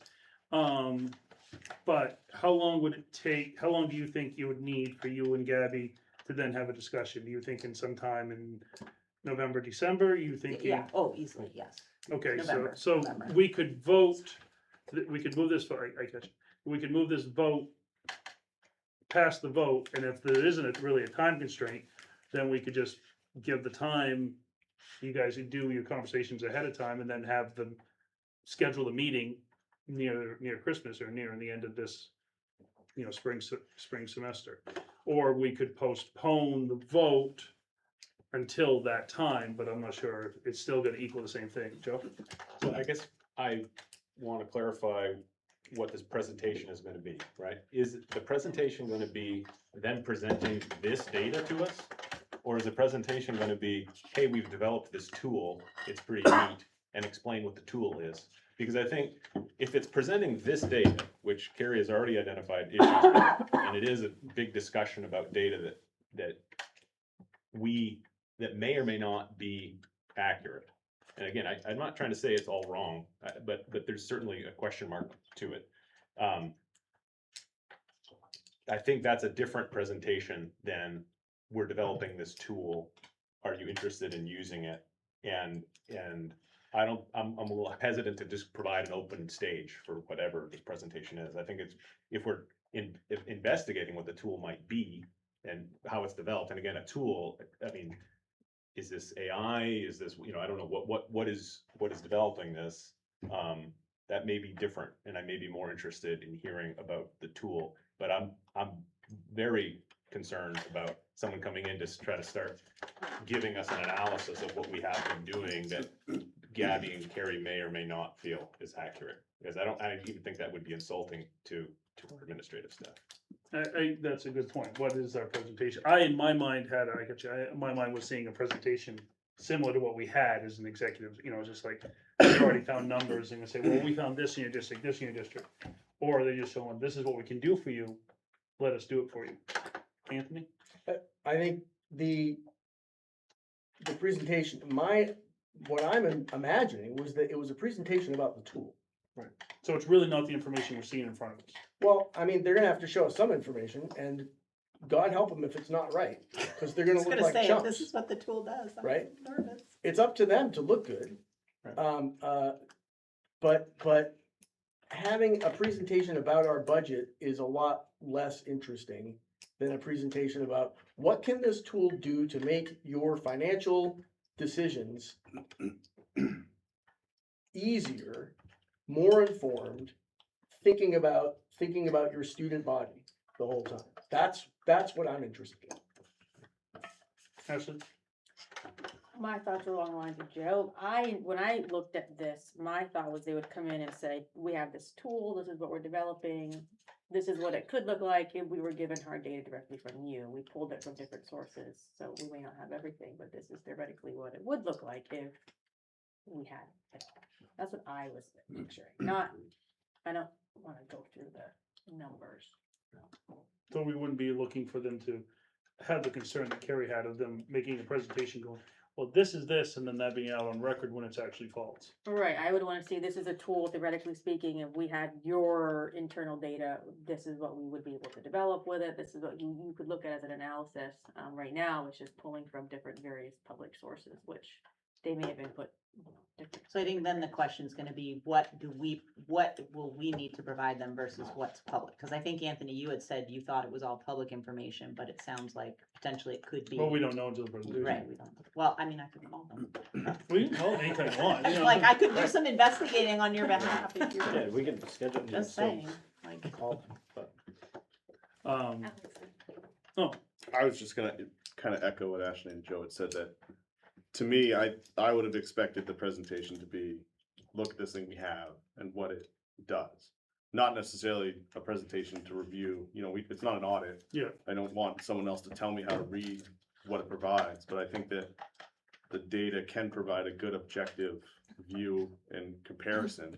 So I think the data, if it's true, if it's factual, is extremely beneficial in each board member's hands to interpret and guide their thought process through the budget season. But I forget who made the motion, but if it was appropriate to amend the motion to direct the presentation to be about the tool specifically, as opposed, we don't need, show us dummy data, like show us made up information about made up districts. Like, it doesn't matter if it just, to describe how it's broken out, how it's described, how it's presented. It doesn't need to be our data in the presentation at all.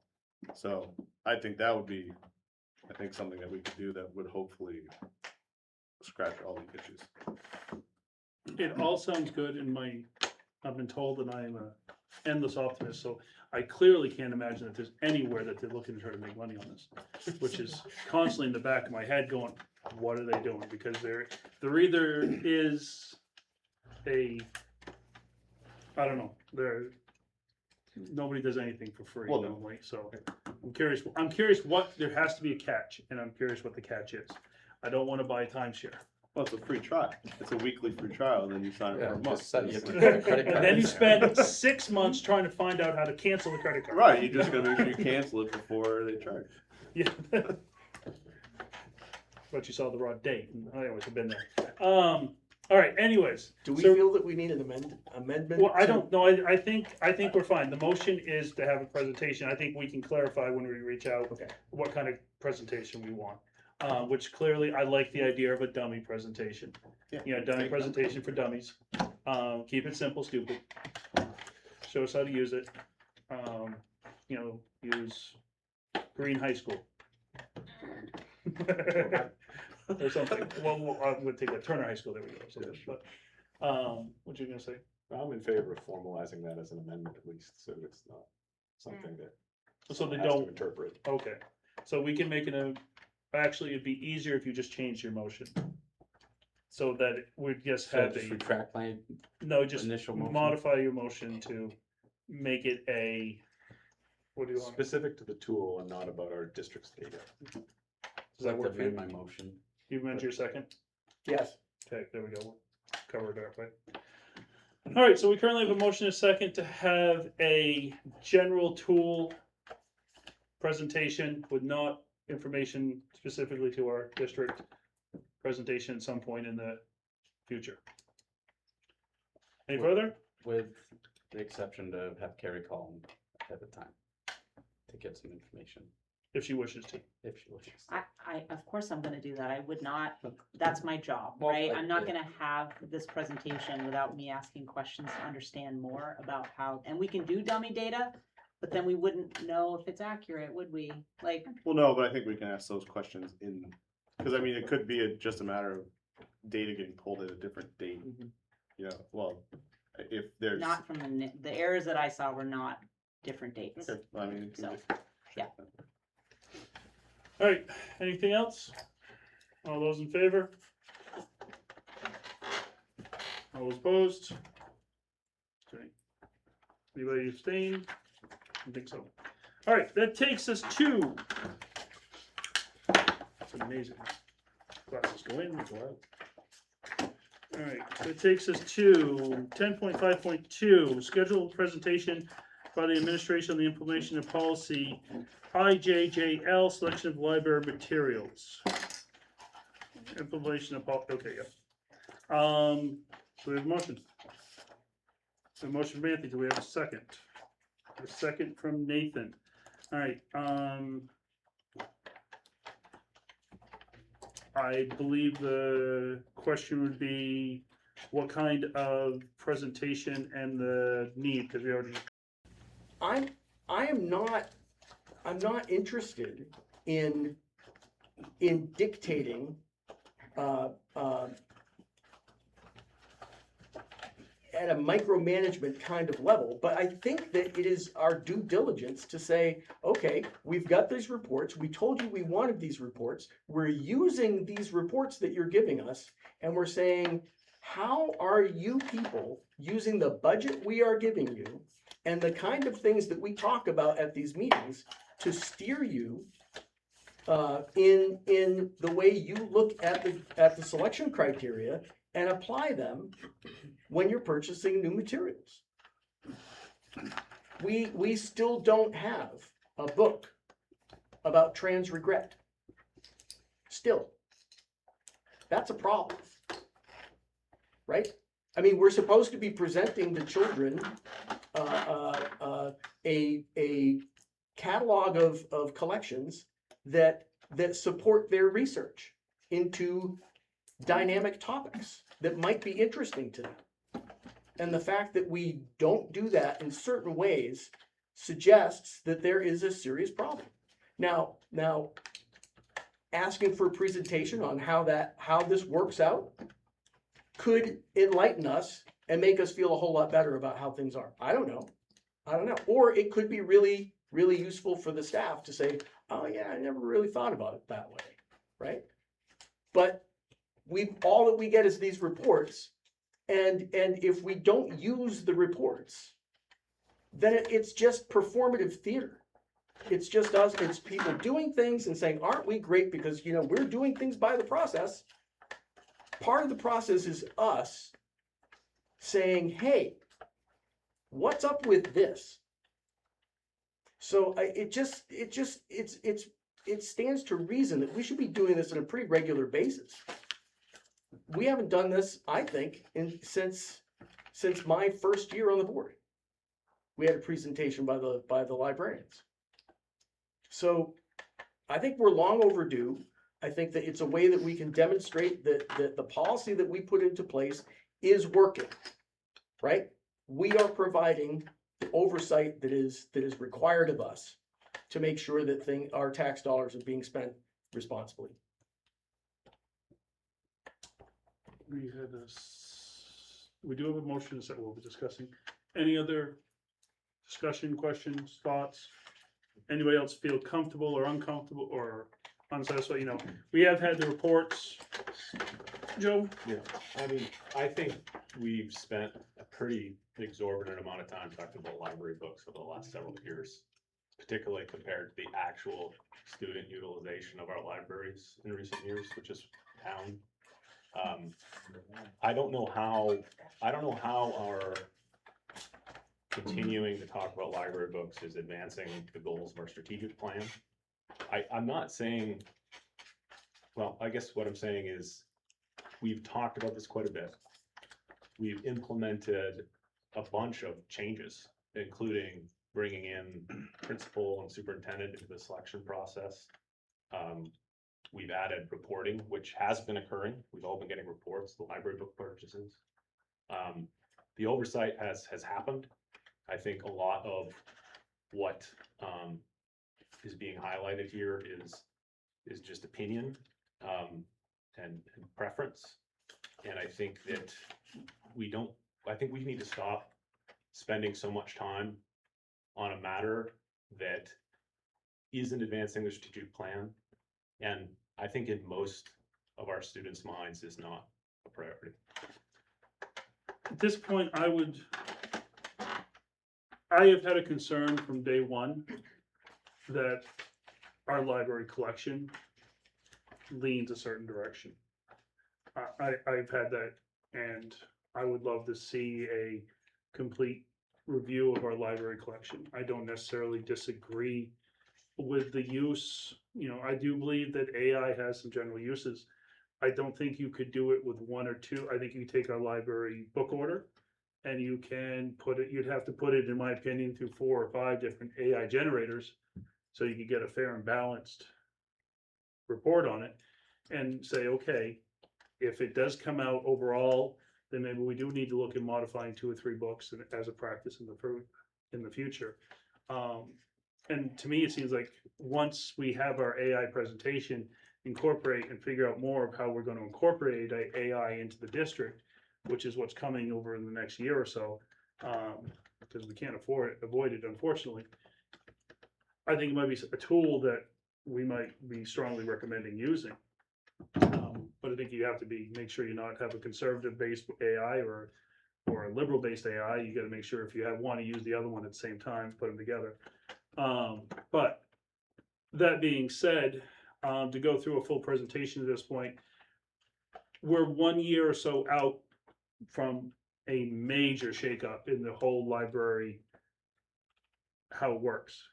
Like I said, we put in second or third people double checking book orders. We put in, the fact that we're actually seeing all the different books, which has given us the opportunity to see what I've always been concerned about, the options do lean one direction. But I don't think at this point, I wouldn't be in favor of spending a lot more time on it. I'd like to give it another year or so to see, once we have our new staff in place, because that's part of, we're dealing with new staff coming in and their orders, and see if they understand and make sure that the principals and the superintendent and the principals know what we need, that they know what we want. There's no doubt about that. So to make sure that, see what those options are coming forward. And so at this point, I think we're fairly well covered, but that's just my opinion. In a year or so, I can definitely see taking the time to getting all that information forward. But I think we have more on our plates, and I think our staff might have more on their plates right this minute. But I don't want to downplay the concern. Julie? So, hearing just a little bit about what's been happening, like as far as the books being shared, the orders have been shared, the superintendent's now involved, administrators are involved, professional staff's involved. We as a district are hiring these people as professionals. And it's also, they're educators. So if they understand, Superintendent Med and the principals and the assistant principals and the librarians and whatever other professional staff is involved in that, if they understand the expectation and are sharing all of that information, it would make sense to me as a board that we have trust in those people to carry through on what they have been expected to do. And we have a policy that says that. So if this is not being carried through on, then those people are going to be held accountable, I hope, right? So being new to this, I just don't understand why this would be something that we would have more time spent on. If we have hired people that we trust, people that are professionals, people that are educators, people that we have said, here's the expectation, then it's up to us to make sure the expectations are being followed through by them sharing the information as they're doing it. And if this isn't being met, then it's up to us to meet with those people and say, hey, but why are we not doing this? So I'm not sure what spending time on this is going to do, because it sounds like we have all the pieces in order to have things be handled appropriately. Anybody else? Anthony? Well, you just said why we need to do this. You said we need to talk to those people and say, why isn't this getting done? No, I didn't say it in a question form. Excuse me, it's Well, anyway, my okay, time to speak. We're still getting settled in. So we've had an entire year, an entire academic year since we created the new policy, the updated policy. We've had 2 reports about the purchases, and I have looked at both of those reports. And I have scrutinized the collections with those reports, right? So here's the collection, here's the new books coming in. How did these address the things that we talked about a couple of years ago, right? And the answer is that they're not addressing the overall balanced collection that they are supposed to. And what Jolene just said is well, they're experts and so we should trust them, right? Well, Dr. Fauci, he's an expert, and we can see how well you could trust him, right? So No, I don't think that we should be having commentary from the public. You're right, I'm sorry. everybody in the audience, please. And let's keep it to the district. Not that I disagree with you, but let's keep it just to district issues. I'm simply following up on something that was brought up about experts. Mhm. And to trust implicitly in experts is the definition of lack of oversight. That is not our job. Our job, the principals are experts, the superintendent is an expert, and our job is to ask them questions about things. We have librarians, great. We should be asking them questions. We should be asking them, why did you purchase these books and you didn't purchase any of those, right? Now, my goal is not to make somebody feel like their job is in jeopardy. My goal is to make them understand there is a problem with the collection and it needs to be addressed. And the way to address it is through bringing new books in, right? To create some balance at the same time that you're doing your standard weeding of collections. These books, they're not circulating, we don't need them anymore, they're out of date, they're irrelevant, whatever, right? I do take issue with one of the directors suggesting that it's just a matter of opinion. This is somebody who is on record as stating that I simply pursue personal grievances. I really don't. It is my turn to speak, And you're sir. trying to attack me, and you're about to No, attack me. you quiet too. Okay, we're not bringing back past issues under a current issue. If we want to bring back past issues, we'll address them at a later time if we need to. But let's not incorporate past issues or past discussions amongst. This is all about the book and the libraries. Has nothing to do, let the past be the past. I'm not gonna let conversation go on if you're gonna go back and forth about issues of the past or how past wrongs and so forth. Let's keep it to the issue at hand. There's no back and forth if I'm allowed to speak uninterrupted. It's just me speaking uninterrupted. When you allow somebody to interrupt me, then there's back and forth. Anthony, So the point. No, Anthony, let me speak then for a second. You brought it on when you started referring to his past treatment of it. That is where we're not gonna go down that road, because we don't need to go down It those is a roads. public record. I don't care if It it's is a public record right now. I This is a can talk- discussion at this point, this is a discussion of the issue at hand, not of the It past is my treatment. way to use rhetoric to undermine an argument made by someone else that was aimed at me. You allowed him to describe what I said as that's just his opinion.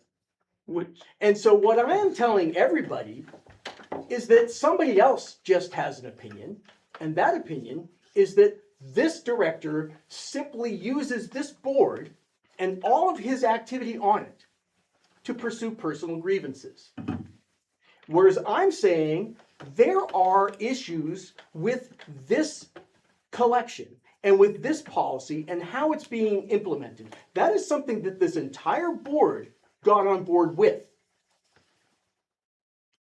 So if you want to start saying, Anthony, you have to keep it tight in this particular thing, you just make sure that you're doing that across the board, because I don't like having an imbalanced playing field. He brought it up, not me. Point of order. Can we go back to the motion? What is the motion that's on the table? Yeah, the motion on the table is, Scheduled presentation by the administration on the implementation of policy IJJL, selection of library materials. So we're at a point where we're just ready to vote, yes or no? we're in discussion on that motion as we speak. I'll make a motion to call the question. Motion to call the question, do we have a second? Second, all those in favor of calling Oh, who's the second? it? Jolene, Jolene, thank you. all those in favor of calling the question at this point?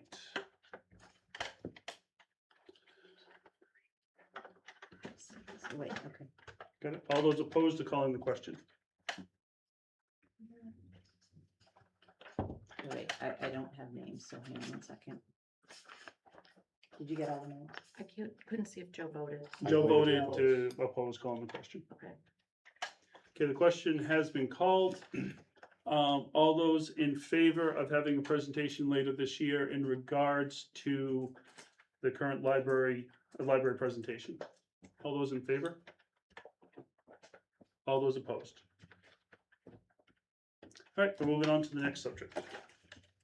The next subject is 10.5.3, direct the policy committee to review policy ACDC coordination of federal and state law. So this is basically, the action here would be to be sending policy ACDC back to the policy subcommittee for updates. Do we have a motion? Motion from Anthony. Do we have a second? Second from Nathan. I believe this policy came from, a question came from Anthony. Do you have what would be your interests or changes you'd like to see made? There's disagreement about what the policy actually says and means. You said last year that you agreed that it was a very badly worded policy. You said that. So I don't know. So it seems to me that the best thing to do is to be absolutely clear about what this policy means with regard to whether or not this district is following Title IX, right? Because as it is now, it says that we are, but then it says that we're not. And in fact, what we're doing is neither following Title IX nor the Maine Human Rights Act. So it's a ridiculous policy. Our policies are supposed to be clear. Our policies are supposed to be aligned with the law, and this policy is not. It's not either of those things. At this point, I would probably encourage us to not go back onto ACDC simply because we are in the middle of numerous aspects, legal aspects around the ACDC policy. And that will, I think at this point, we ought to wait out any changes, because any changes in it could affect everything moving forward or backwards. And let's just see how the courts finally rule here in the next 4, 5, 6 months. And I think we'll just be opening ourselves up for even more issues and headaches by trying to deal with it and take away time that we've already gonna be running short of over the next year.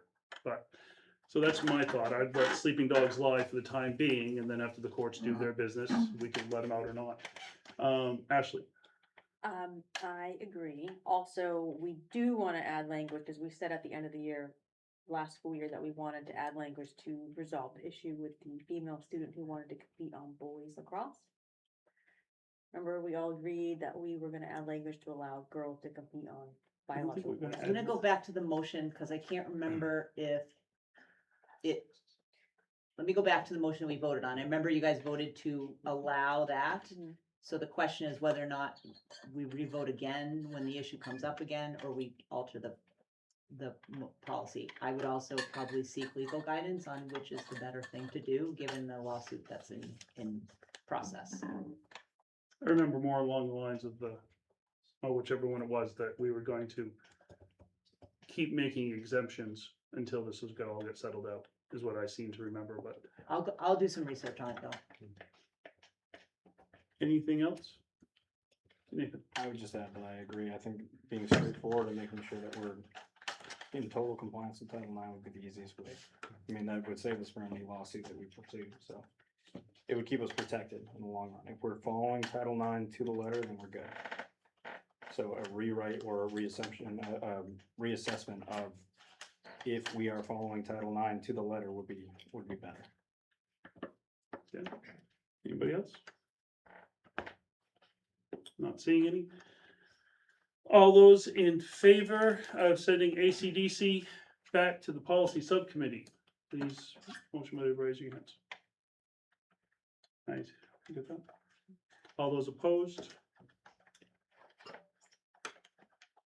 Abstain? One abstain. Oh, okay. All right. That takes us to 10.5.4, direct the policy committee to review policy KE public complaint. Are we not already doing that? Isn't that one of the first things we're dealing with? No, that's public comment. Oh, public, oh, that's right, sorry, my mistake. We will be, due to a law change, we will be sending public comment back for review, one of the first readings for policy. All right, so do we have a motion to review the public complaint policy? Do we have a motion for that, KE? We have a motion from Anthony. Do we have a second? Second from Nathan. Again, Nancy, that you brought this forward in, you have your, Yeah, so this stems from me getting phone calls and people stopping me in the grocery store.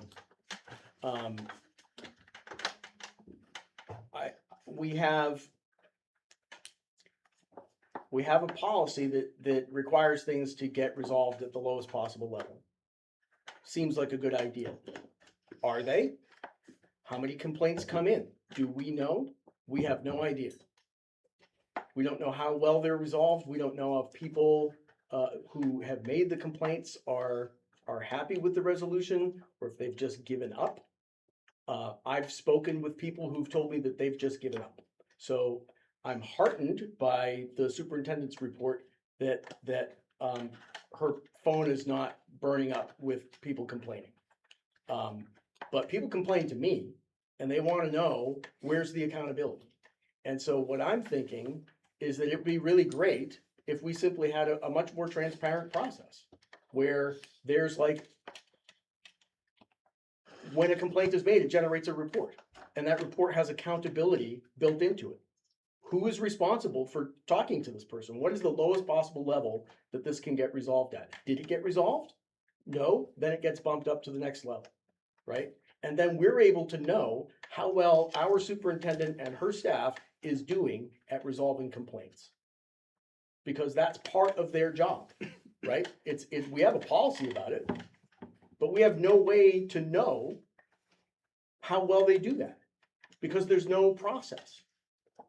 So what I'm thinking is that we should just encourage the administration to develop a process so that we can all just be on and we can just point people to it and say, yep, you do that, you need to talk to this person, and if it doesn't resolve, it gets bumped up and then finally it resolves or not, whatever, but it's very clear.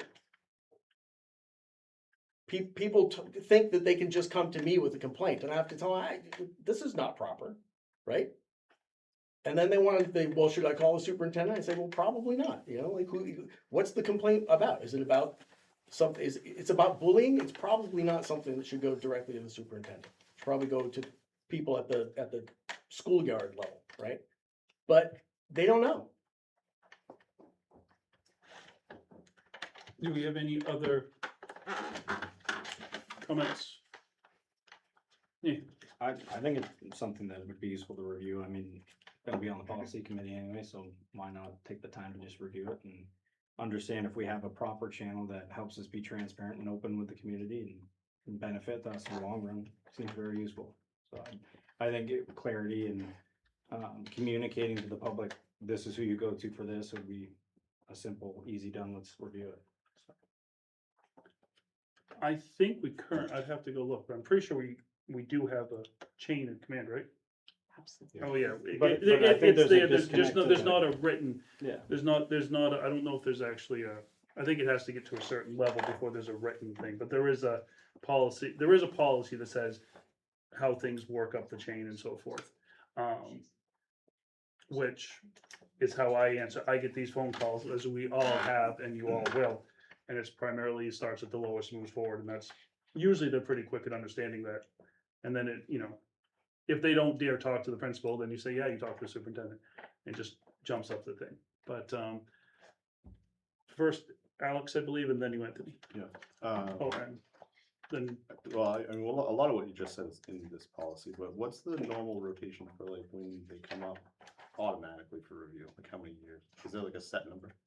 Well, we're currently still working on 2014, so Okay. I would like to see that they're reviewed every 3 to 5 years, honestly. Okay.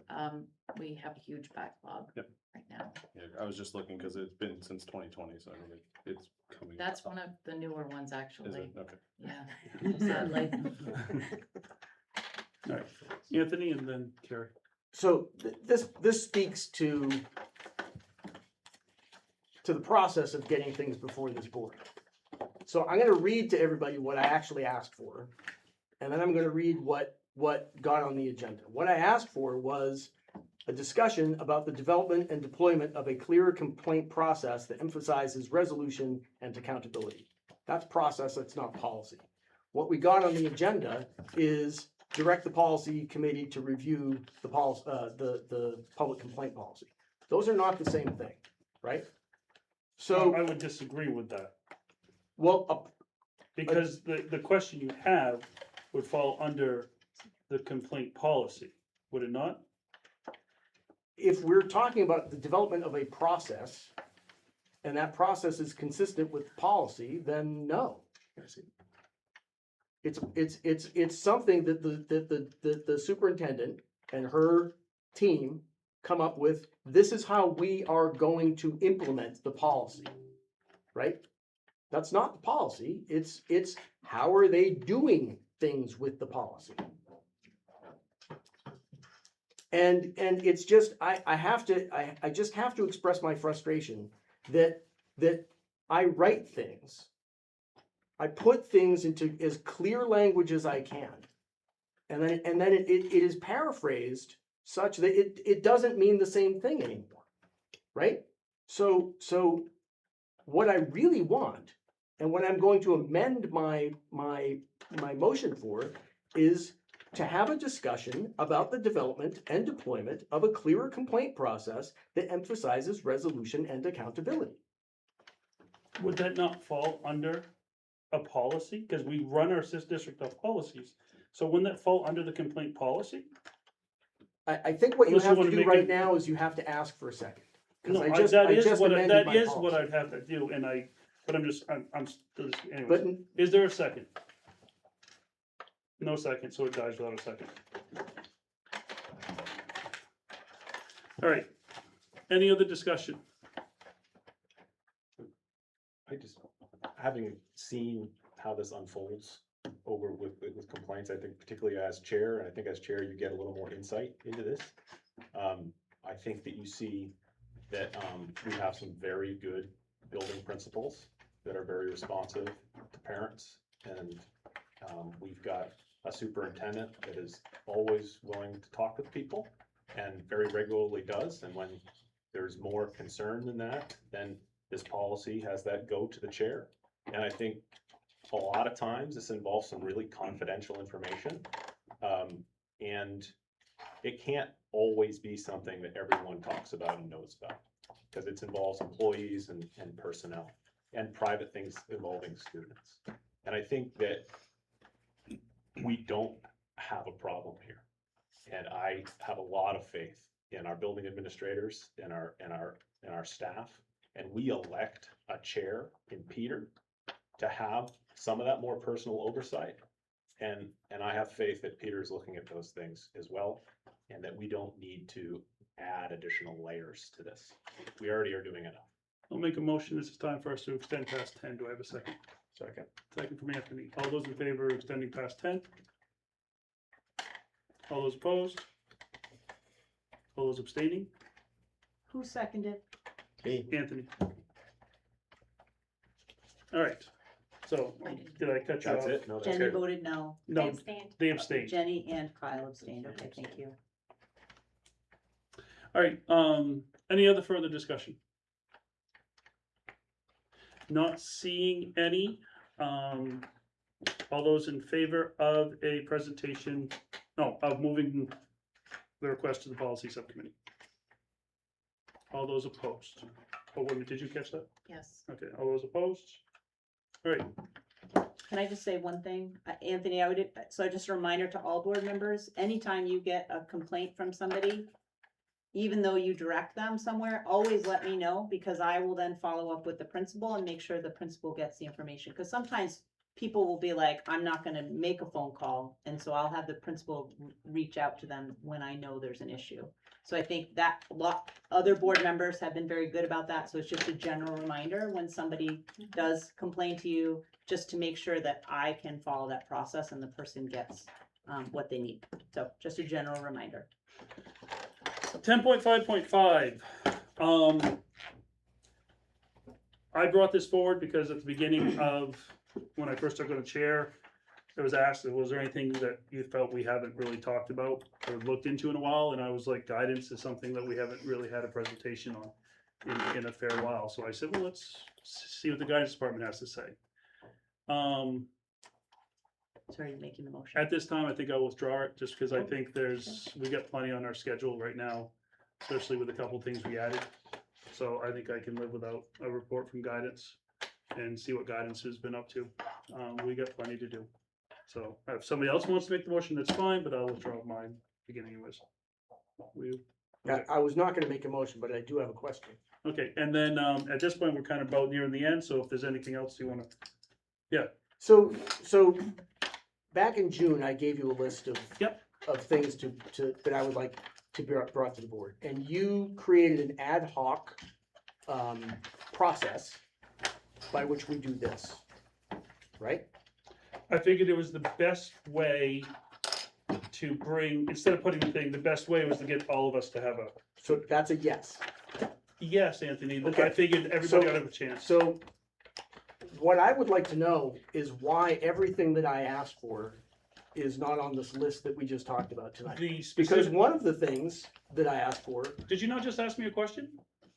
So let me finish you asked me a question, let me answer it. yes, The but answer to your question was. I the one hadn't that- actually finished the No, question. you but did, please go because you ahead. asked me a No, question. Let me Please go ahead, finish- Peter. Let me finish the Please question. go ahead. You can interrupt me. Go ahead. No, you didn't, No, you asked me no, a question, no. if you ask a question, it has a question mark at the end, I will answer it. Yep, go The ahead. answer is the other items on your list were items after reviewing past meetings that happened at the end of last year or in a fairly recent time frame, we had already addressed.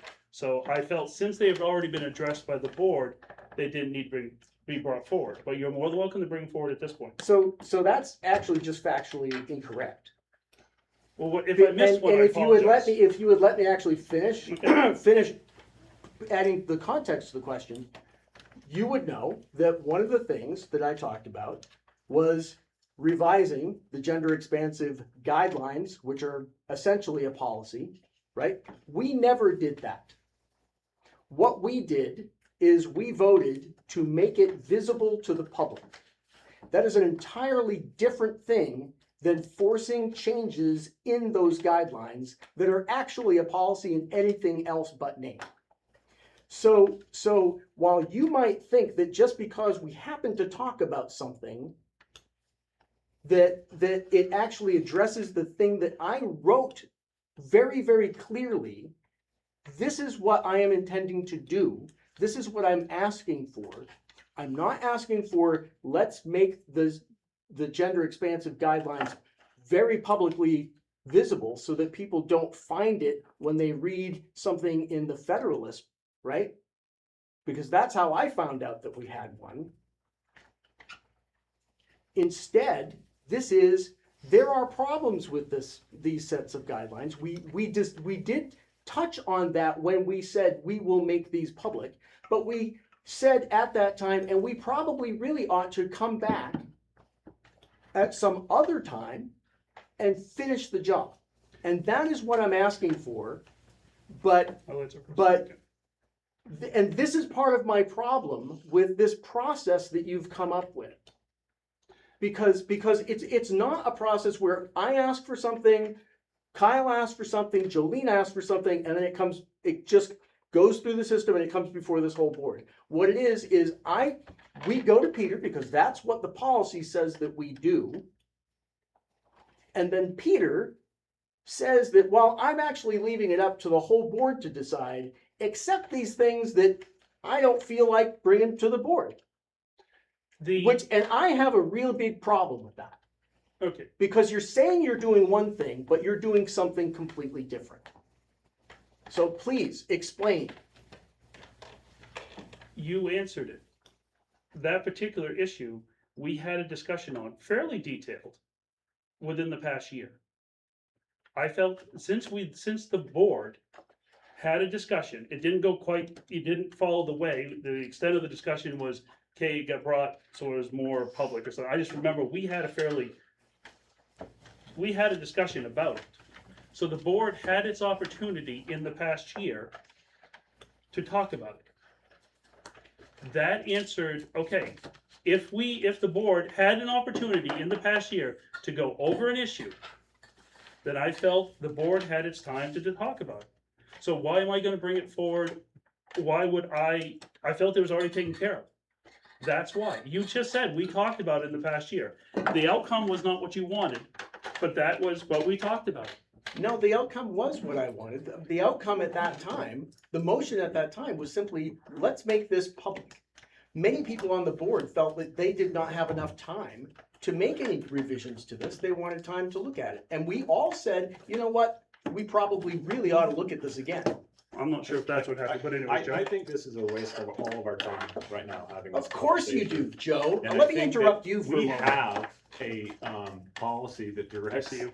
both the superintendent and the chair to set our agenda. We vote the chair to do that, to purposefully set an agenda to keep us on task, make effective use of our time, and not keep us talking about things that we don't need to past 10 o'clock.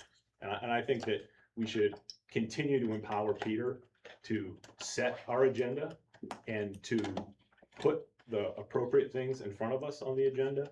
And if there's a particular member that wants to see something, that's up to the chair to decide whether it's worth our time to talk about. And I think Peter very effectively brought forward some things that maybe we want to talk about. We discussed them, we talked about them, and there were some other things that were probably more obvious. And we let Peter use his discretion on that. That's how this is supposed to work. Peter is the chair. And I honestly would like to make a motion to adjourn. Can I make one last comment as a new member to the board? Yes. Couple of things. I agree with you, Joe. We put leaders into leadership positions for a reason, because they lead. And that's our chairperson, superintendent, principals, assistant principals, they have a job to do. I also would hope that as we move forward this year as a board, that we all revisit the code of ethics for board members. There's one in here that says making no disparaging remarks in and out of board meetings about other members of the board or their opinions. There's also one other that I will say, and then I'll stop at that, but I really would hope that everybody revisits these. And there's another one here that says, I will recognize that my responsibility is not to operate the schools, but to see that they are well operated. And that means that we hire well. And we trust the people that we put in those positions to operate these schools. So I just hope people will revisit that before our next meeting. We have a motion to adjourn. Do we have a second? Oh, Kyle, seconding? We have a second. All those in favor of adjourning? All those opposed? All those abstained?